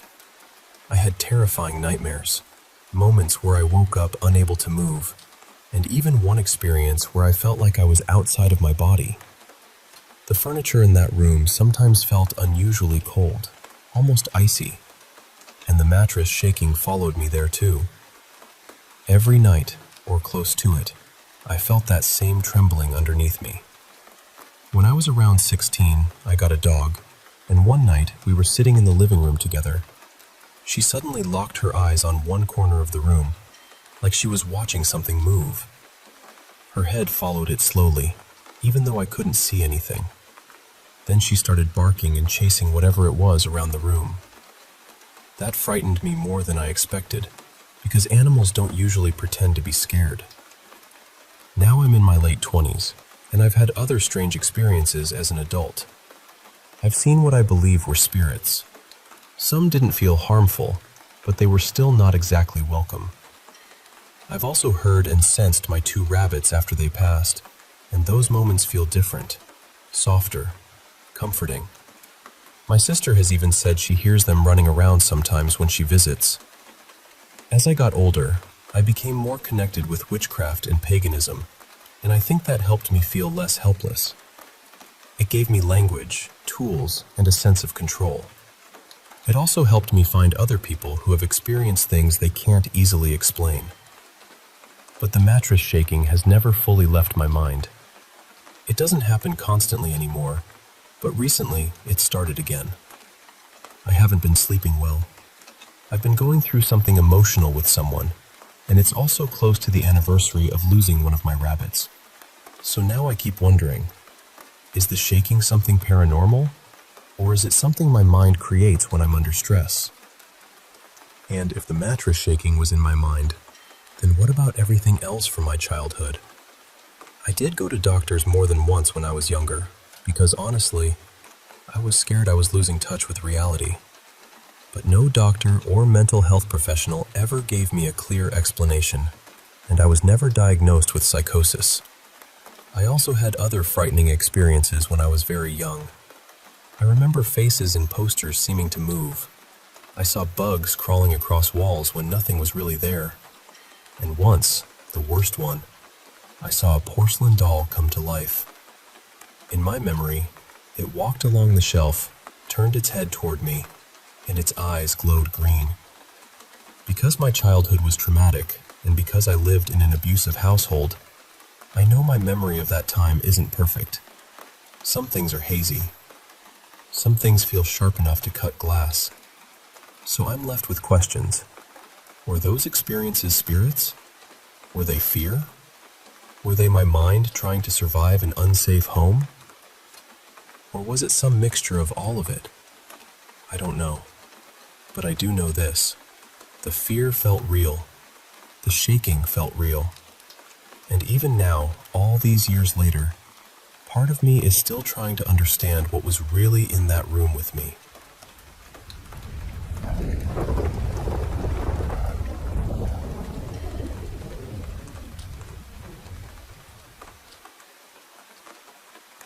I want to tell you about something that happened when I was really young, and honestly, I still don't know what to make of it. My mom has an older relative, her uncle, who lives out in rural Missouri. Once or twice a year, when I was growing up, my family would make this long drive to visit him. It was about 10 or 11 hours in the car, and we would usually stay at his house for several days. That was just part of my childhood. It happened so regularly that I never really questioned it. This particular memory happened at his house. I'm in my 20s now, but back then I was probably around 6 years old, maybe 7. And I think that matters, because my memory of it is strange. It doesn't feel like a clear recording in my head anymore. It feels more like I remember remembering it, if that makes sense. For whatever reason, my mom and I were sleeping in the living room on a pull-out sofa bed instead of one of the spare rooms. I don't think my dad was there on that trip, probably because of work. So it was just me and my mom, lying there in this old, quiet house in the middle of the night. And the house always felt a little creepy to me. Not in a dramatic haunted house way exactly. More like it was full of old furniture, old smells, old shadows. It was kind of secluded too, so at night, it felt like the whole world had gone silent around it. At some point, very early in the morning, maybe around 4, I was lying flat on my back. The house was completely dark. No lamps on, no hallway light, nothing. Then I saw something move into my vision. It was slow. That's the part I still remember most clearly. It didn't jump out at me. It just leaned in, almost like it was looking down at me. It had a long neck, or at least that's how I remember it. Its head was perfectly round, and there were 2 horns coming out from the sides. If it had really been standing there, it would have been on my right side. My mom was sleeping on my left, so she wasn't between me and whatever this was. There was no comfort in that. And I know how that sounds. Horns, dark shape, appearing in the middle of the night. It sounds almost too obvious, like something a frightened kid's mind would invent. That's one reason I've always wondered if it was a nightmare. For years, I thought maybe my eyes had been closed, and I somehow saw it through my eyelids, because I remember it as a dark silhouette against a slightly lighter darkness. But when I really think about it now, I'm not so sure. My eyes might have been open. Then again, why would I have been lying flat on my back at 4 in the morning with my eyes open? I've never really slept that way. I usually sleep on my side. So that's another thing that makes me question it. But then there's the part that still unsettles me. I remember it speaking. Just one word. Hello? That was it. Nothing else. Just a simple, quiet hello. The voice was deep and rough, almost watery, kind of like the voice of Davy Jones from Pirates of the Caribbean. And when I was little, I was terrified of that character. I was also raised in a Christian household, so I had this childhood fear of the devil too. Add that to an old, dark house that already made me nervous, and I can absolutely see how all those fears could have tangled together in my sleep and turned into one awful nightmare. But what makes me hesitate is what happened after. I don't remember waking up. I remember the figure slowly moving out of my field of vision, and then I just lay there. I squeezed my eyes shut and stayed completely still. I was too scared to move, too scared to wake up my mom, too scared to even roll over, because I had this horrible feeling that it might still be in the room with us.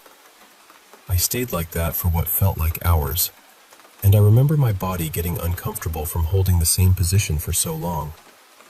It wasn't sleep paralysis. I've had that a few times, and this didn't feel like that. I could have moved. I just didn't, because I was terrified. That's really all I remember. I've never had much in the way of paranormal experiences, even though I've always believed there's more out there than we understand. I've always been interested in that kind of thing, but this is the one memory I keep coming back to. I don't know if it was a dream, a nightmare, my imagination, or something else entirely. I just know that all these years later, I can still picture that shape leaning over me in the dark, and I can still hear it say, hello.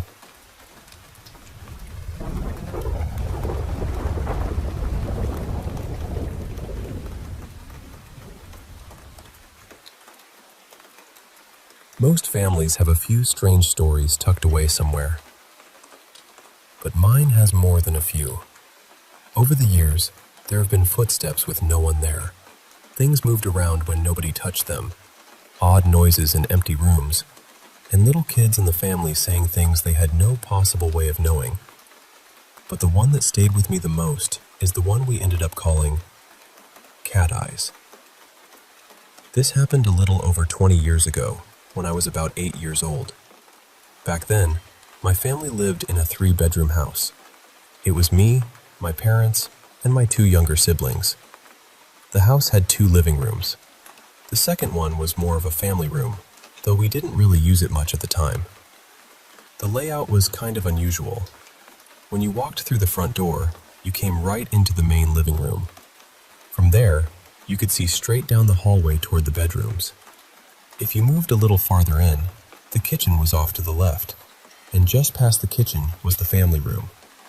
So from the couch in the main living room, you could see into the kitchen, and if the angle was right, into part of the family room too.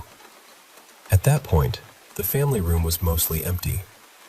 There was an old cloth rocking chair in there, maybe a couple of spare chairs from the kitchen, but not much else. That night, I was sleeping on the couch in the main living room with my younger brother. It was just a normal night. We had the TV on, probably cartoons, and we both drifted off. Sometime in the middle of the night, I woke up. When I was a kid, I had this habit where I'd wake up, go get a drink of milk, and then fall right back asleep. I did it all the time. So when I opened my eyes that night, I didn't think anything of it at first. I was lying on my side, facing the TV. The television was still on, and it was the only light in the house. That bluish flicker was moving across the room, making everything look dim and soft around the edges. I sat up and looked toward the kitchen. That's when I saw her. In the family room, right in the middle of the floor, was the old rocking chair, and sitting in it sideways was a girl. She looked maybe 10 or 11 years old. She was leaning against the back of the chair, turned just enough to face me. She wasn't sitting normally. Her body was angled in this stiff, unnatural way, like she had been waiting there for me to wake up. She was wearing an old-fashioned black school uniform with long white socks and black shoes. Her skin was pale, but not just pale. It almost looked like she had a faint glow around her. Not bright enough to light up the room, but enough to make her and the chair stand out from everything else. Her hair was white, or maybe silver. It had bangs that came down across her forehead in this blunt, rounded way. Her mouth was slightly open, like she was breathing through it because her nose was stuffed. But her eyes were the worst part. They were too big to be normal, but not so big that they looked fake. They were yellow-green, almost glowing, and shaped like a cat's eyes. The pupils were black, thin, and vertical. She just stared at me. I stared back. I still don't know why I did what I did next. Maybe I was too scared to think clearly. Maybe getting milk was such a normal part of my routine that my body just decided to keep going. So I got up from the couch, and I started walking toward the fridge, which also meant walking closer to her. As soon as I took that first step, I noticed something else in the family room. Behind the girl, off to the left, there were two children. They were bluish, see-through, and younger than her. They were passing a ball back and forth. On the other side, there was another child, also blue and transparent, jumping rope by herself. All three of them faded out around the knees, like their lower legs just dissolved into nothing. Then I heard it. Playground sounds. Children laughing, running, calling out.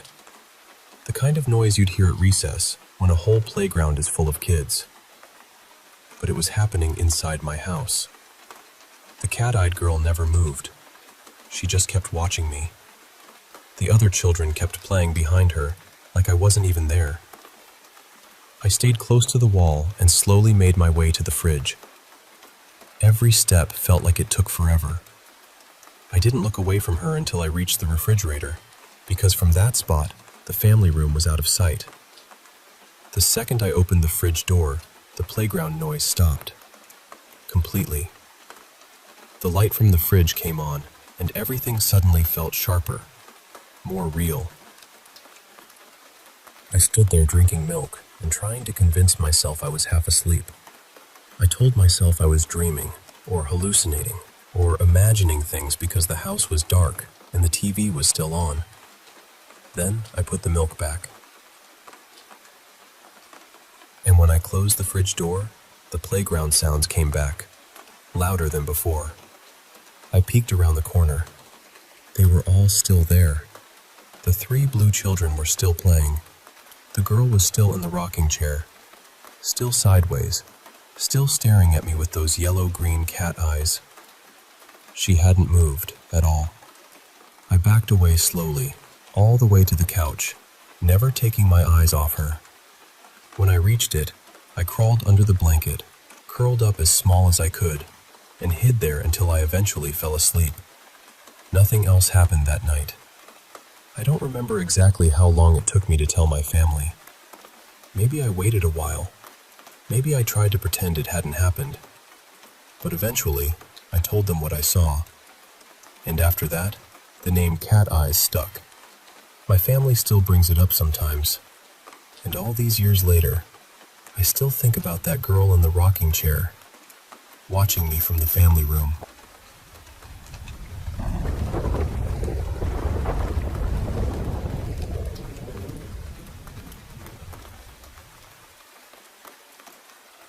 A little over a year ago, my whole life changed in the most painful way. My husband passed away without warning, and I was still trying to understand how to breathe through that kind of grief when my mother became seriously ill. She was living by herself in the old family house, and once her condition got worse, I knew I couldn't leave her there alone. So I packed what I needed, left my own place behind, and moved in with her so I could take care of her properly. At first, I thought the sadness was what made the house feel so heavy. Grief does that, you know? It settles into the walls. It changes the air. But then my mother started saying strange things. She was in bed most of the day, weak from her illness and the medication, and she kept telling me she heard noises in the hallway. Not just creaking floorboards or pipes. She said she heard voices, faint voices, calling her name. I tried to be practical about it. I told myself it was the medicine, or her fever, or maybe just the old house making old house sounds. I didn't want to let fear in. I already had enough fear living inside me. Then, a few days later, I saw something myself. It was the middle of the afternoon, broad daylight. I had just finished cleaning up around the house, and my mother had fallen asleep. I went into her room to check on her, just like I always did. And when I stepped inside, I stopped dead. There was a woman standing beside my mother's bed. She was dressed completely in black, from head to toe, and I could see her face so clearly that even now, I wish I couldn't remember it. Her skin was pale in a way that didn't look human, and her eyes were huge, wide open, fixed right on me. I couldn't move. I couldn't scream. I just stood there, frozen, with this terrible cold feeling moving through my body. Then, without even thinking, I covered my eyes with both hands and started praying out loud. I prayed like a child. I prayed because it was the only thing my body knew how to do. I must have stood there for a full minute with my hands over my face. When I finally lowered them, she was gone. My mother was still asleep, calm and untouched, as if nothing had happened. 2 nights after that, it got worse. I was sleeping in the room next to my mother's, so I could hear her if she needed me. I had just lain down and was starting to drift off when I noticed a dark shape at the foot of my bed. It looked like a shadow, but too solid, too still. I stared at it, trying to convince myself I was half asleep. Then something grabbed me. I didn't see hands, but I felt them.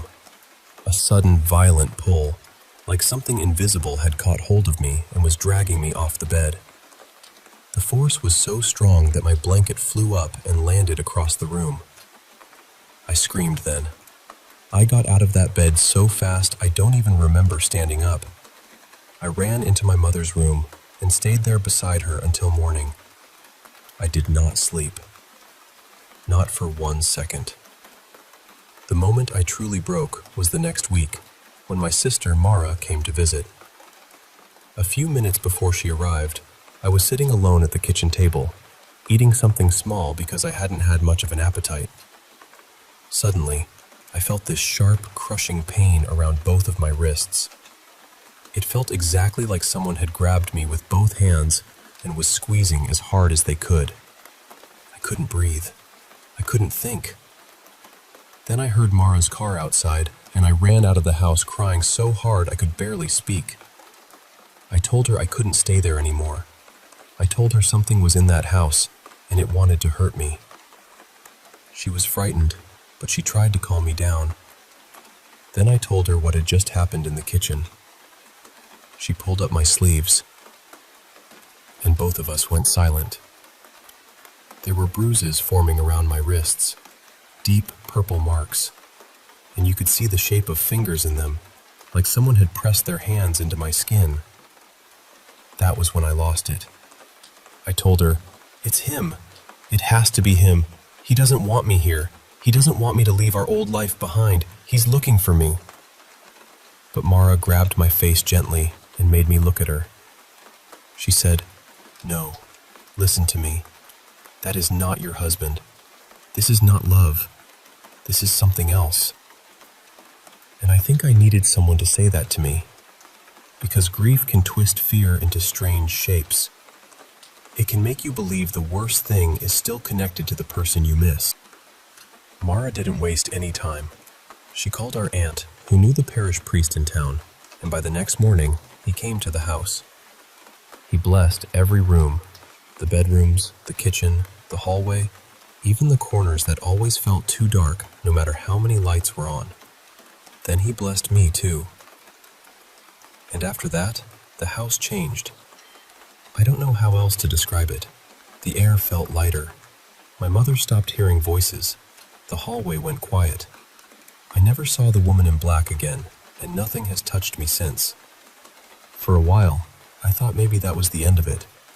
But a few weeks later, I learned something I wish I hadn't. Some relatives mentioned, very carefully, that my late husband's family had been connected to dark spiritual practices back in their hometown. Things people didn't like to talk about. Things that had followed the family for years. I don't know what's true. I don't have proof. And honestly, I'm too afraid to go digging for answers. All I know is this. Whatever was in that house was not my husband. And I am grateful every day that it finally let go.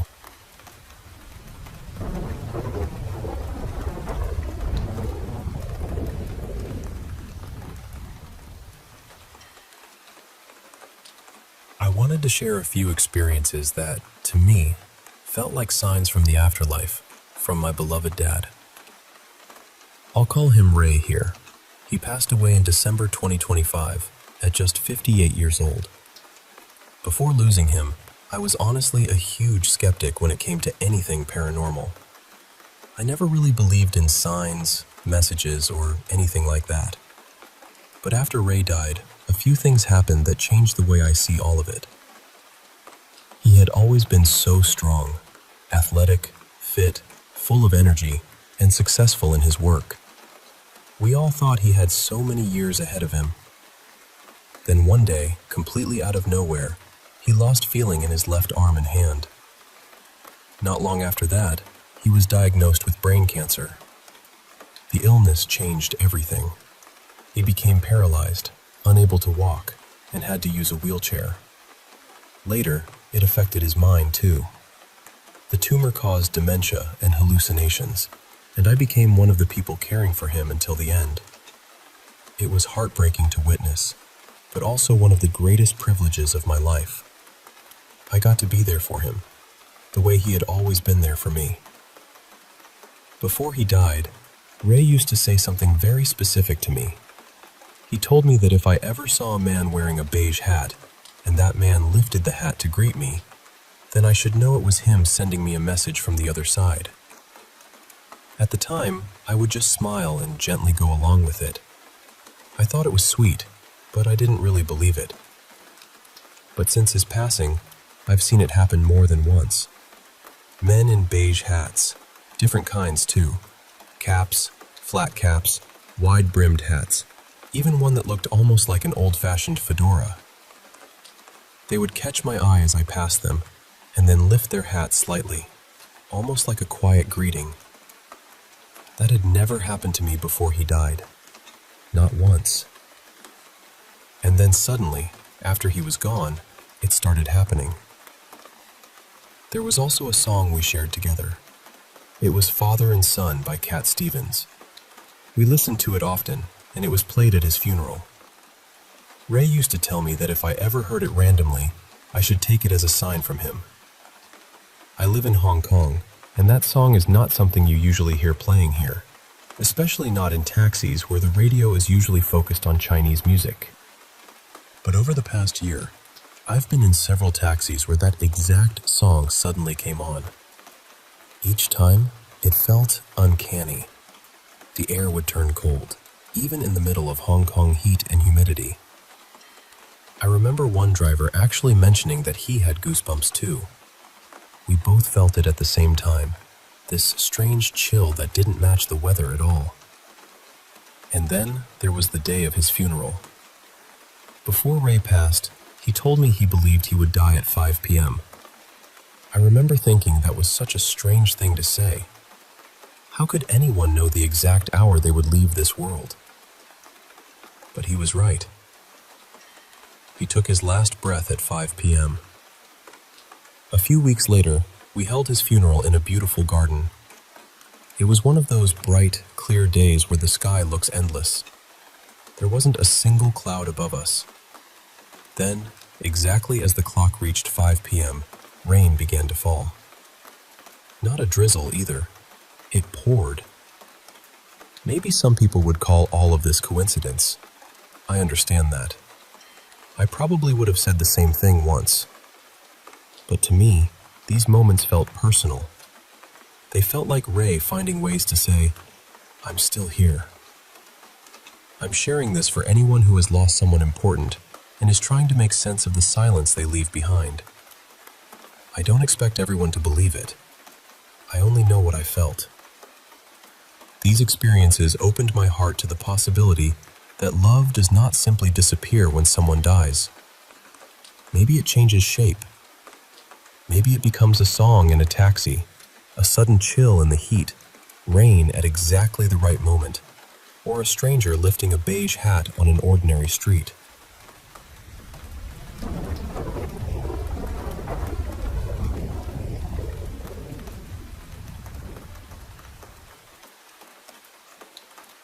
I've been carrying these memories for a long time, and I feel like I need to finally say them out loud.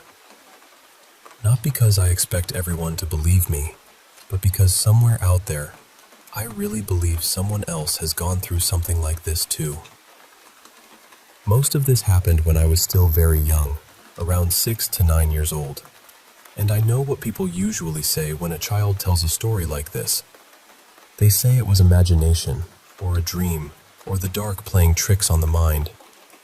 But I knew the difference between make-believe and real life. I knew when I was awake. I knew what fear felt like in my body. And some of these things left marks I could actually see. The first thing I remember happened when I was about 6.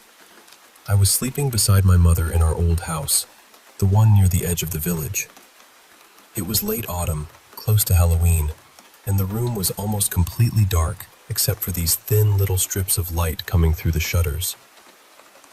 At some point during the night, I opened my eyes, and in the corner of the room, I saw a shadow. It wasn't vague.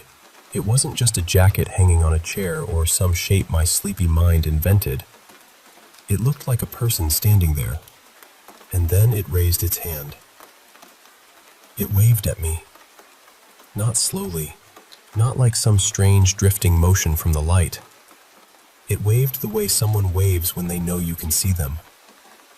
I remember whispering, "Mom, is that you?" My mother stirred, half awake, and turned on the lamp. The second the light filled the room, the shadow disappeared. Just gone. No object there, no explanation, nothing in the corner that could have made that shape. My mother told me to go back to sleep, but I didn't. I just lay there staring at that corner, waiting for it to come back. The second experience happened a few years later, when I was around 9. It was Halloween morning, and my mother and I were on a bus heading toward the village. I remember sitting beside her, looking out the window, when I started hearing 2 people talking behind us. A young man and a woman. Their voices were clear, not muffled, not far away. They sounded like they were sitting right in the seats behind us. But the things they were saying were so strange. The man was talking about belonging to some kind of old vampire order, not in a joking way, not like a kid making up a game. He sounded calm and serious. The woman told him the place where she was staying had something in it, something violent, something like a poltergeist.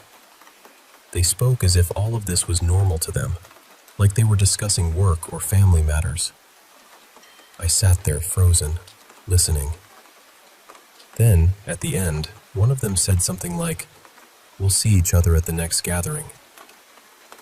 And right after that, I felt this cold rush go through me. It was sudden, like all the warmth had been pulled out of the air. I turned around immediately. The seats behind us were empty. Completely empty. The bus hadn't stopped. No one had gotten off.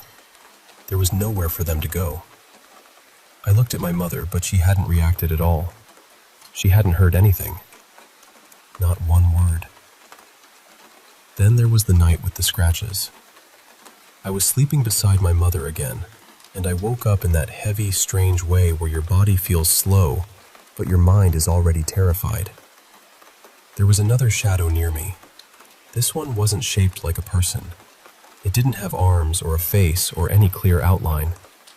It was darker than the dark around it, almost like a stain moving through the room. And then I felt pain on my neck. Sharp pain. I saw the shadow close to me, and I had the horrible feeling that it was scratching me. I wanted to scream, but I couldn't move. I couldn't even breathe properly. Fear had pinned me down. The next morning, I checked my neck. There were 3 marks there. Not fresh red scratches either. They looked older somehow, like thin, healed scars. But they hadn't been there before. I know they hadn't. And then, by the following day, they were gone. Completely gone. No scabs, no redness, no lines, no trace of anything. The last experience was more recent. I was in my own room, in my own bed, drifting in that space between sleep and waking. Not fully asleep, not fully awake. And suddenly, the room filled with voices. Not one voice, not 2, dozens of them. Maybe more. They were all talking at once, overlapping, rising and falling around me. It sounded like I had been dropped into the middle of a packed market or a crowded train station, except I was still lying in my bedroom. I couldn't make out what they were saying. It was too many voices layered over each other, but the sound was everywhere, close, surrounding me, and there was no one there. I know people will explain these things away. They'll call it sleep paralysis, hypnagogic hallucinations, childhood fear, an overactive imagination. Maybe that makes sense on paper, but I know what I saw. I know what I heard. I know what I felt on my skin. And I keep wondering whether anyone else has seen a shadow that seemed aware of them, a shadow that waved, or heard a full conversation from people who vanished the moment you turned around. Because I don't think I was alone in this. I really don't.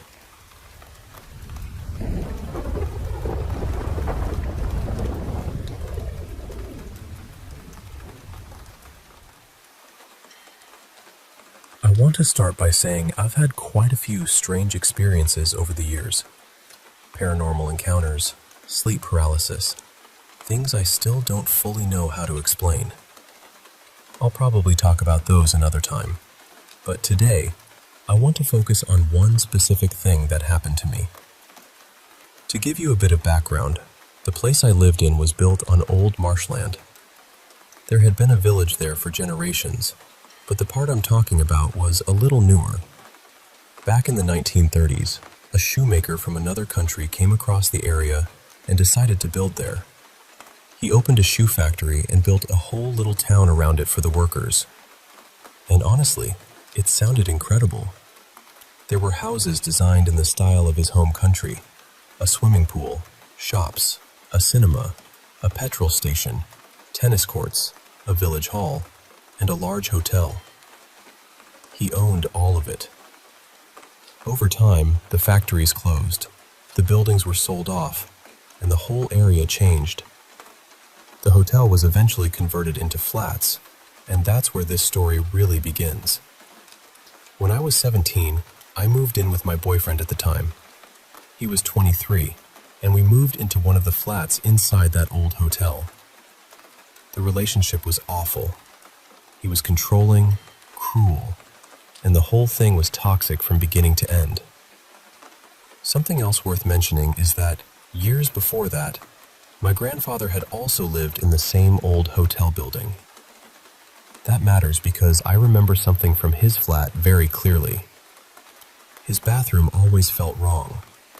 It was a tiny room, maybe 6 feet by 6 feet, with no windows at all because it sat toward the middle of the building. There was nowhere for anyone to look in from, no hidden corner, no outside view. Nothing. But every time I went in there, I had this heavy feeling that someone was watching me. When I moved into the flat with my boyfriend, I realized we were on the same floor my grandfather had lived on. And then, little by little, I started feeling it again. That same watched feeling in the bathroom. It went on for months. Nothing dramatic happened at first. It was just that horrible sense that I wasn't alone. even when I knew I should have been. Then one day, my younger brother Mason came over to visit. He was 16 at the time. I had been in the bathroom and got that familiar feeling again, the prickling, uncomfortable sense of being observed. I left the bathroom, grabbed a laundry basket, and went into the bedroom to collect clothes for the wash. When I walked in, Mason was standing there with his back to me. At least, I thought it was Mason. He was wearing a pale yellow super dry shirt and black Adidas joggers with tight cuffs at the ankles. I remember it clearly because I was looking right at him. I started chatting away to him, just about whatever random thing had caught my attention that day. As I was speaking, he slowly began to turn around. I could see the side of his face. And then I heard talking from the living room. I stopped. I listened again, and I heard my brother's voice coming from the other room. Then he called out, "Who are you talking to?" I turned toward the bedroom door and saw Mason walking out of the living room. My stomach just dropped. I looked back to where he had been standing in the bedroom, and there was no one there. I turned back to my actual brother and said, "You were just in here with me." He looked completely confused and told me he had been in the living room the whole time. He said he heard me talking and wondered who I was speaking to. For a second, I tried to make it make sense. I thought maybe he had somehow walked around me without me noticing. But then I looked at his clothes. He was wearing something completely different. Not the yellow shirt, not the black Adidas bottoms. A different outfit entirely. I didn't know what else to do, so I just finished gathering the laundry. Afterward, I put the laundry basket on top of this big oak wardrobe we had in the bedroom. Later that day, I told my boyfriend what I had seen. He laughed at me. He told me it was all in my head. And without even thinking, I said, "It'll show you." The words just came out of my mouth. I didn't plan to say them. I don't even know why I said them. That night, both of us woke up at the exact same time and sat straight up in bed. Neither of us knew why. And the moment we sat up, that laundry basket flew from the top of the wardrobe. It didn't fall. It didn't slide. It flew. It shot across the room, all the way from one side of the bedroom to the other, and slammed into the opposite wall. That room was long, maybe close to 20 feet, and the basket crossed it like it had been thrown. I just looked at my boyfriend and said very calmly, "I told you it would make itself known." He sat there with his mouth open, completely stunned. And somehow, I just lay back down and went to sleep. Not long after that, we moved out of the old hotel. Then the relationship ended soon after, which honestly was for the best. For years, I didn't really understand what had happened. Then I started seeing people talk about mimics, and it made me think about that day in a different way. The strange thing is, I never felt like whatever it was wanted to hurt me. If anything, it felt like it was on my side, especially when it came to my boyfriend. But when I read about mimics taking the shape of someone you trust, sometimes to draw you in or trick you, that unsettled me more than I expected. So I still wonder about it. Was it a mimic? Was it something attached to that old building? Or was it something else entirely?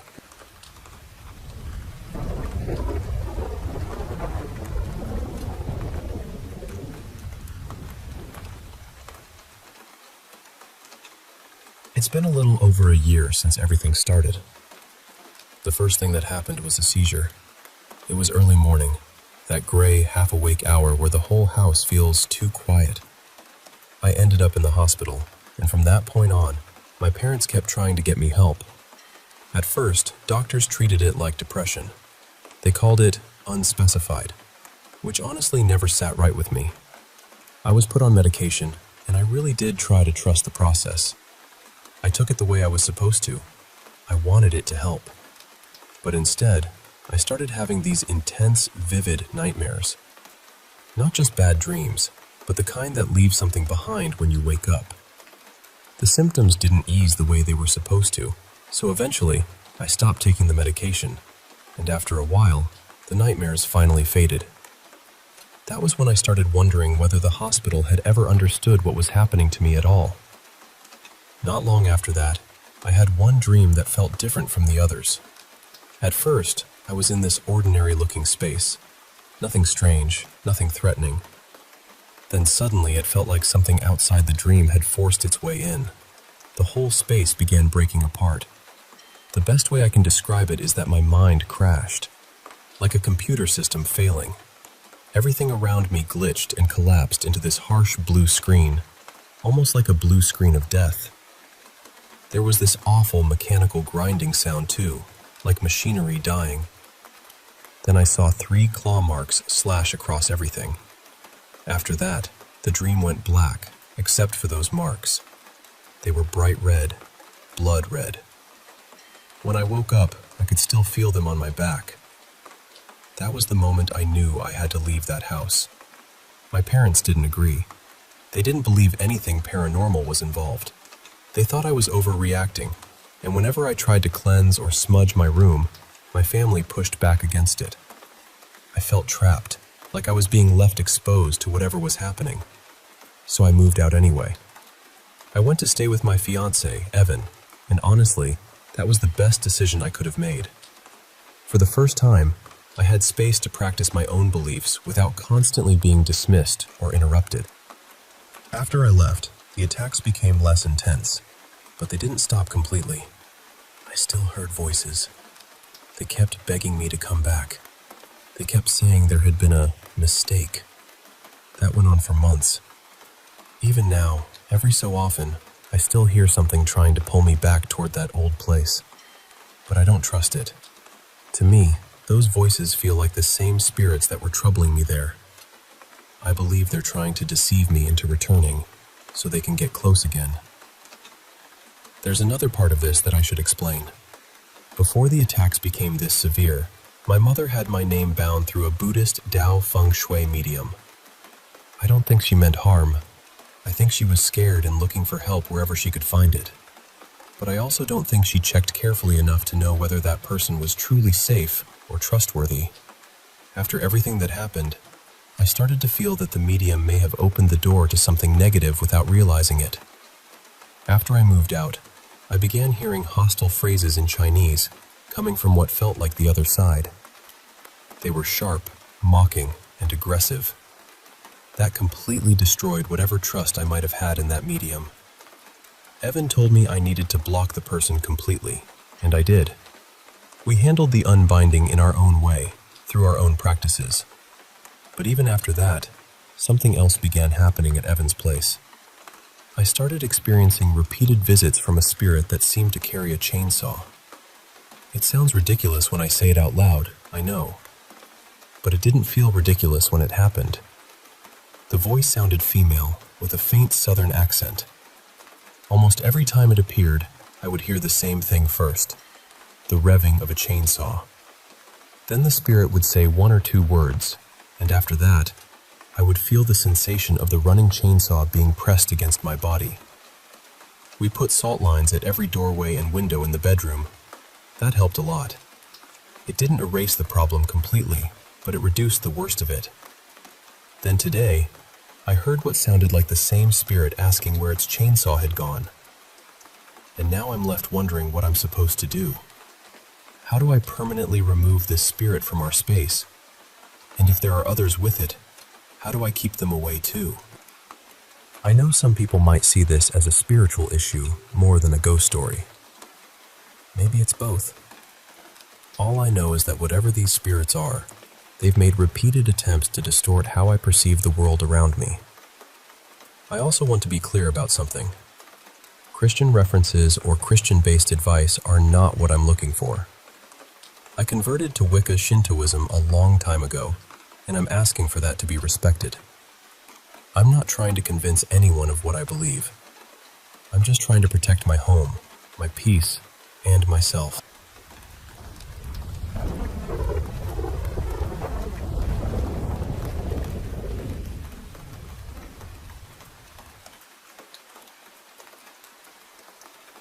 I've told a couple of strange stories before, including the one about the yellow-eyed thing, and the only time I ever saw my granddad look truly afraid. But after this, I think I'm going to step back from telling these for a while, mostly because I don't want people thinking I'm making it all up. This one happened on the night my old best friend and I saw what I can only describe as the faceless runner. It was my 18th birthday. Where I grew up in South Africa, 18 is the legal drinking age, so naturally, I had my best mate over. His name was Keon. We planned to have a few drinks, do some late-night fishing, and just enjoy the day. Things had been quiet around the farm for a few months. There were still the odd, strange incidents, missing livestock here and there, chickens or ducks found without their heads, that kind of thing. A lot of it got blamed on wildcats or meerkats, and honestly, I never really understood all of it. But that night felt different. Maybe the alcohol made everything feel sharper and stranger, but I know what I saw. Earlier that afternoon, around 2, Keon and I went to a pond on a neighboring farm and fished for a few hours. We caught a few different kinds of fish and stayed until just after sunset. Then we headed back home and had a braai with my grandparents. It was a good evening at first, warm, easy, ordinary. After my grandparents went to bed, Keon and I went to my room and played some Call of Duty. We sat there for hours, just joking around and being lazy. Eventually, our buzz wore off, so we decided to drive to the nearest tavern and get a few more drinks. We got dressed, went outside to my bakkie, climbed in, and I turned the key. Nothing. The engine didn't even want to try. My granddad was a diesel mechanic, so we woke him up and asked him to take a look. He checked everything. Fuel was fine, filters were fine, battery was fine. There was no obvious reason it shouldn't start. Eventually, we gave up and went back inside. That's when the whistling started. At first, it was quiet. Just a few off-key whistles. We thought it was coming from the game, maybe some background sound or dialogue, so we ignored it. Then it got louder and louder, until it sounded like someone was standing right outside my bedroom window. We paused the game. About 2 seconds later, the whistling stopped too. Keon and I looked at each other, and then we went outside to check. You have to understand, farm attacks were something people worried about constantly, so that fear was always sitting somewhere in the back of your mind. We walked around the house, checked the windows, the yard, the ground. Nothing. No footprints, no movement, no sign that anyone had been there. So we went back inside. Almost the moment we started playing again, the whistling came back. But this time, it sounded like it was coming from every window and doorway at once. Now, being the brave 18-year-old men we thought we were, we immediately paused the game, panicked, shouted, and locked ourselves in my bedroom. After a while, we calmed down enough to feel stupid, unlocked the door, and went outside again. We searched everywhere. Still nothing. And that's when I noticed how quiet it was. Not peaceful quiet, not nighttime quiet, dead quiet. No animals, no insects, no breeze, nothing moving anywhere. We stood outside for a bit, had a cigarette to steady ourselves, and then the whistling started again. This time it came from the field about 30 meters from the house. That field had burned a while before, so the grass was only just starting to grow back. It had this soft green layer over the dry brown land, and under the moonlight, it looked almost unreal. I grabbed the big spotlight flashlight from the kitchen, and we started walking toward the sound. And I promise you, I'm not trying to make this sound more dramatic than it was. There was a man standing in the field, not moving, not turning, just standing with his back to us. He was tall, taller than my granddad by at least a full head. He wore an old, ragged sun hat, a faded beige-gray jacket, and dark trousers. and beside him was an animal. It looked like a dog, but not completely. Its legs were too long and too bushy, and the joints looked wrong, like they bent the way they weren't supposed to. Its snout was stretched out and strange, far longer than it should have been. They both just stood there. Keon and I moved closer, slowly. We got within maybe 4 meters.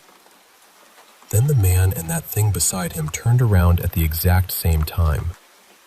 The dog, or whatever it was ugly in a way I can't properly explain. Twisted, misshapen. And the man, we couldn't see his face. It wasn't covered. It wasn't hidden in shadow exactly. It was just like there was nothing there that my eyes could understand. We thought for one brief moment, maybe he was a neighbor. Maybe someone had gotten lost and wandered onto our land. So we kept walking toward him. But when we got about 2 meters away, something strange happened. Every step we took forward, he seemed to take 1 step back. Not quickly, not obviously, but the distance between us stayed the same. We stopped after a few more steps and just stared at him, trying to make out any feature, any detail, anything human. The silence was unbearable. I remember turning to Keon and asking, "What do we do?" Before he could answer, the whistle came again. It came from the man, from where his face should have been. That was enough for both of us. We started backing away, keeping our eyes on him. Step by step, slow at first. Then he started walking toward us. Every step we took back, he took 1 forward. Then for every one of our steps, he took 2. Then he and that awful dog-like thing started running. We turned and bolted for the house. I could hear him behind us. I could hear the movement, the pace, the way he was keeping up far too easily. Near the last stretch, maybe 15 or 20 meters from the house, Keon tripped hard. Later, he swore something pushed him. I didn't see it happen clearly, but I believe him. I really do. We made it inside and slammed the door. Then there was nothing. No footsteps, no whistle, no animal, no wind. Just silence again. We didn't sleep that night. The next morning, my grandparents said we were probably drunk or worked up or imagining things. Nobody believed us. But Keon was there. He saw what I saw. And even now, if I sat down and really tried, I think I could still draw that horrible dog. I could probably even find clothes close to what that man was wearing. But I still don't understand how he moved like that. How did he match our speed? How did he get so close so quickly? And why couldn't we see his face? That part bothers me most, because it wasn't just dark. It wasn't just far away. There was simply nothing there.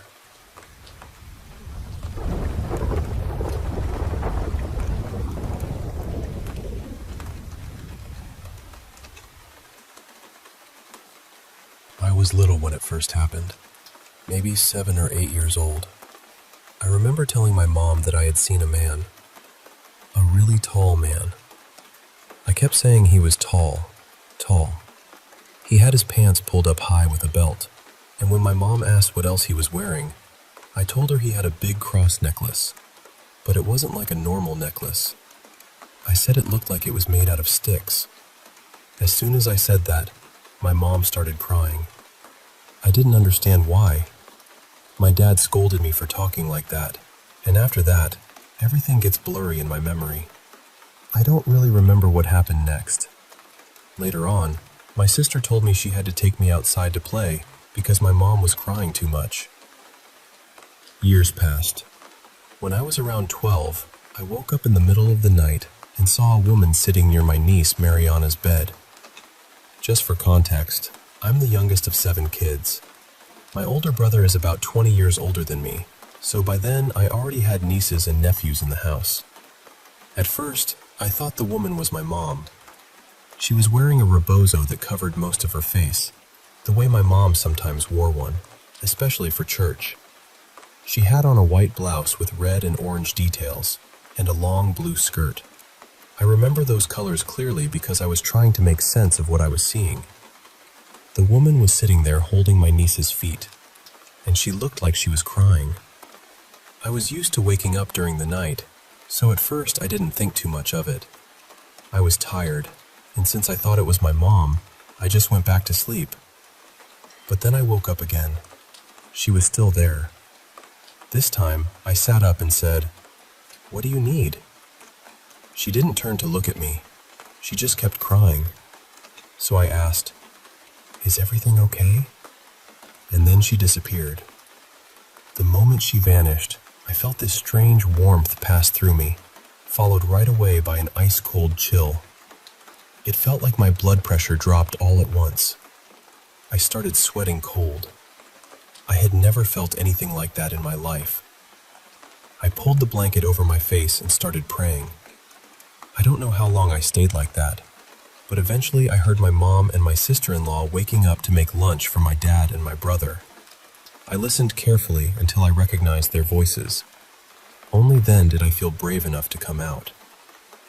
I was still sweating when I walked into the kitchen.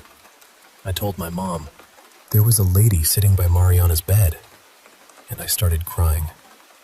My sister-in-law grabbed my hand and asked me what the woman looked like. I told her everything I remembered: the rebozo, the blouse, the colors, the long blue skirt. Then she started crying too, but not softly. It was frantic, like I had said something impossible. That scared me, so I went back to the room. My niece woke up and asked what happened, and I just told her I'd had a nightmare. She went back to sleep.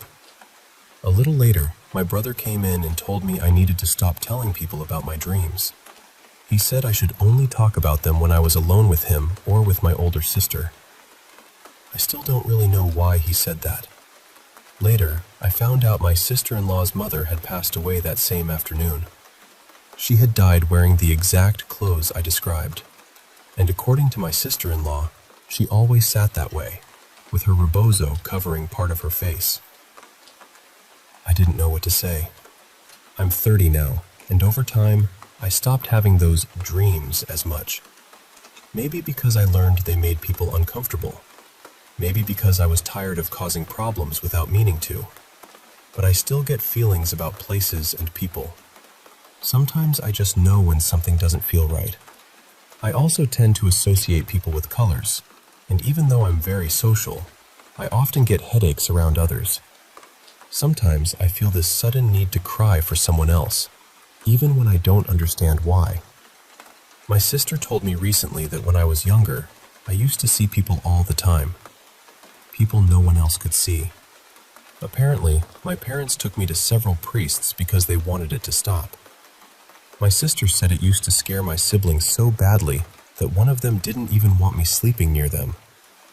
I grew up thinking my siblings hated me. I thought they couldn't stand being around me.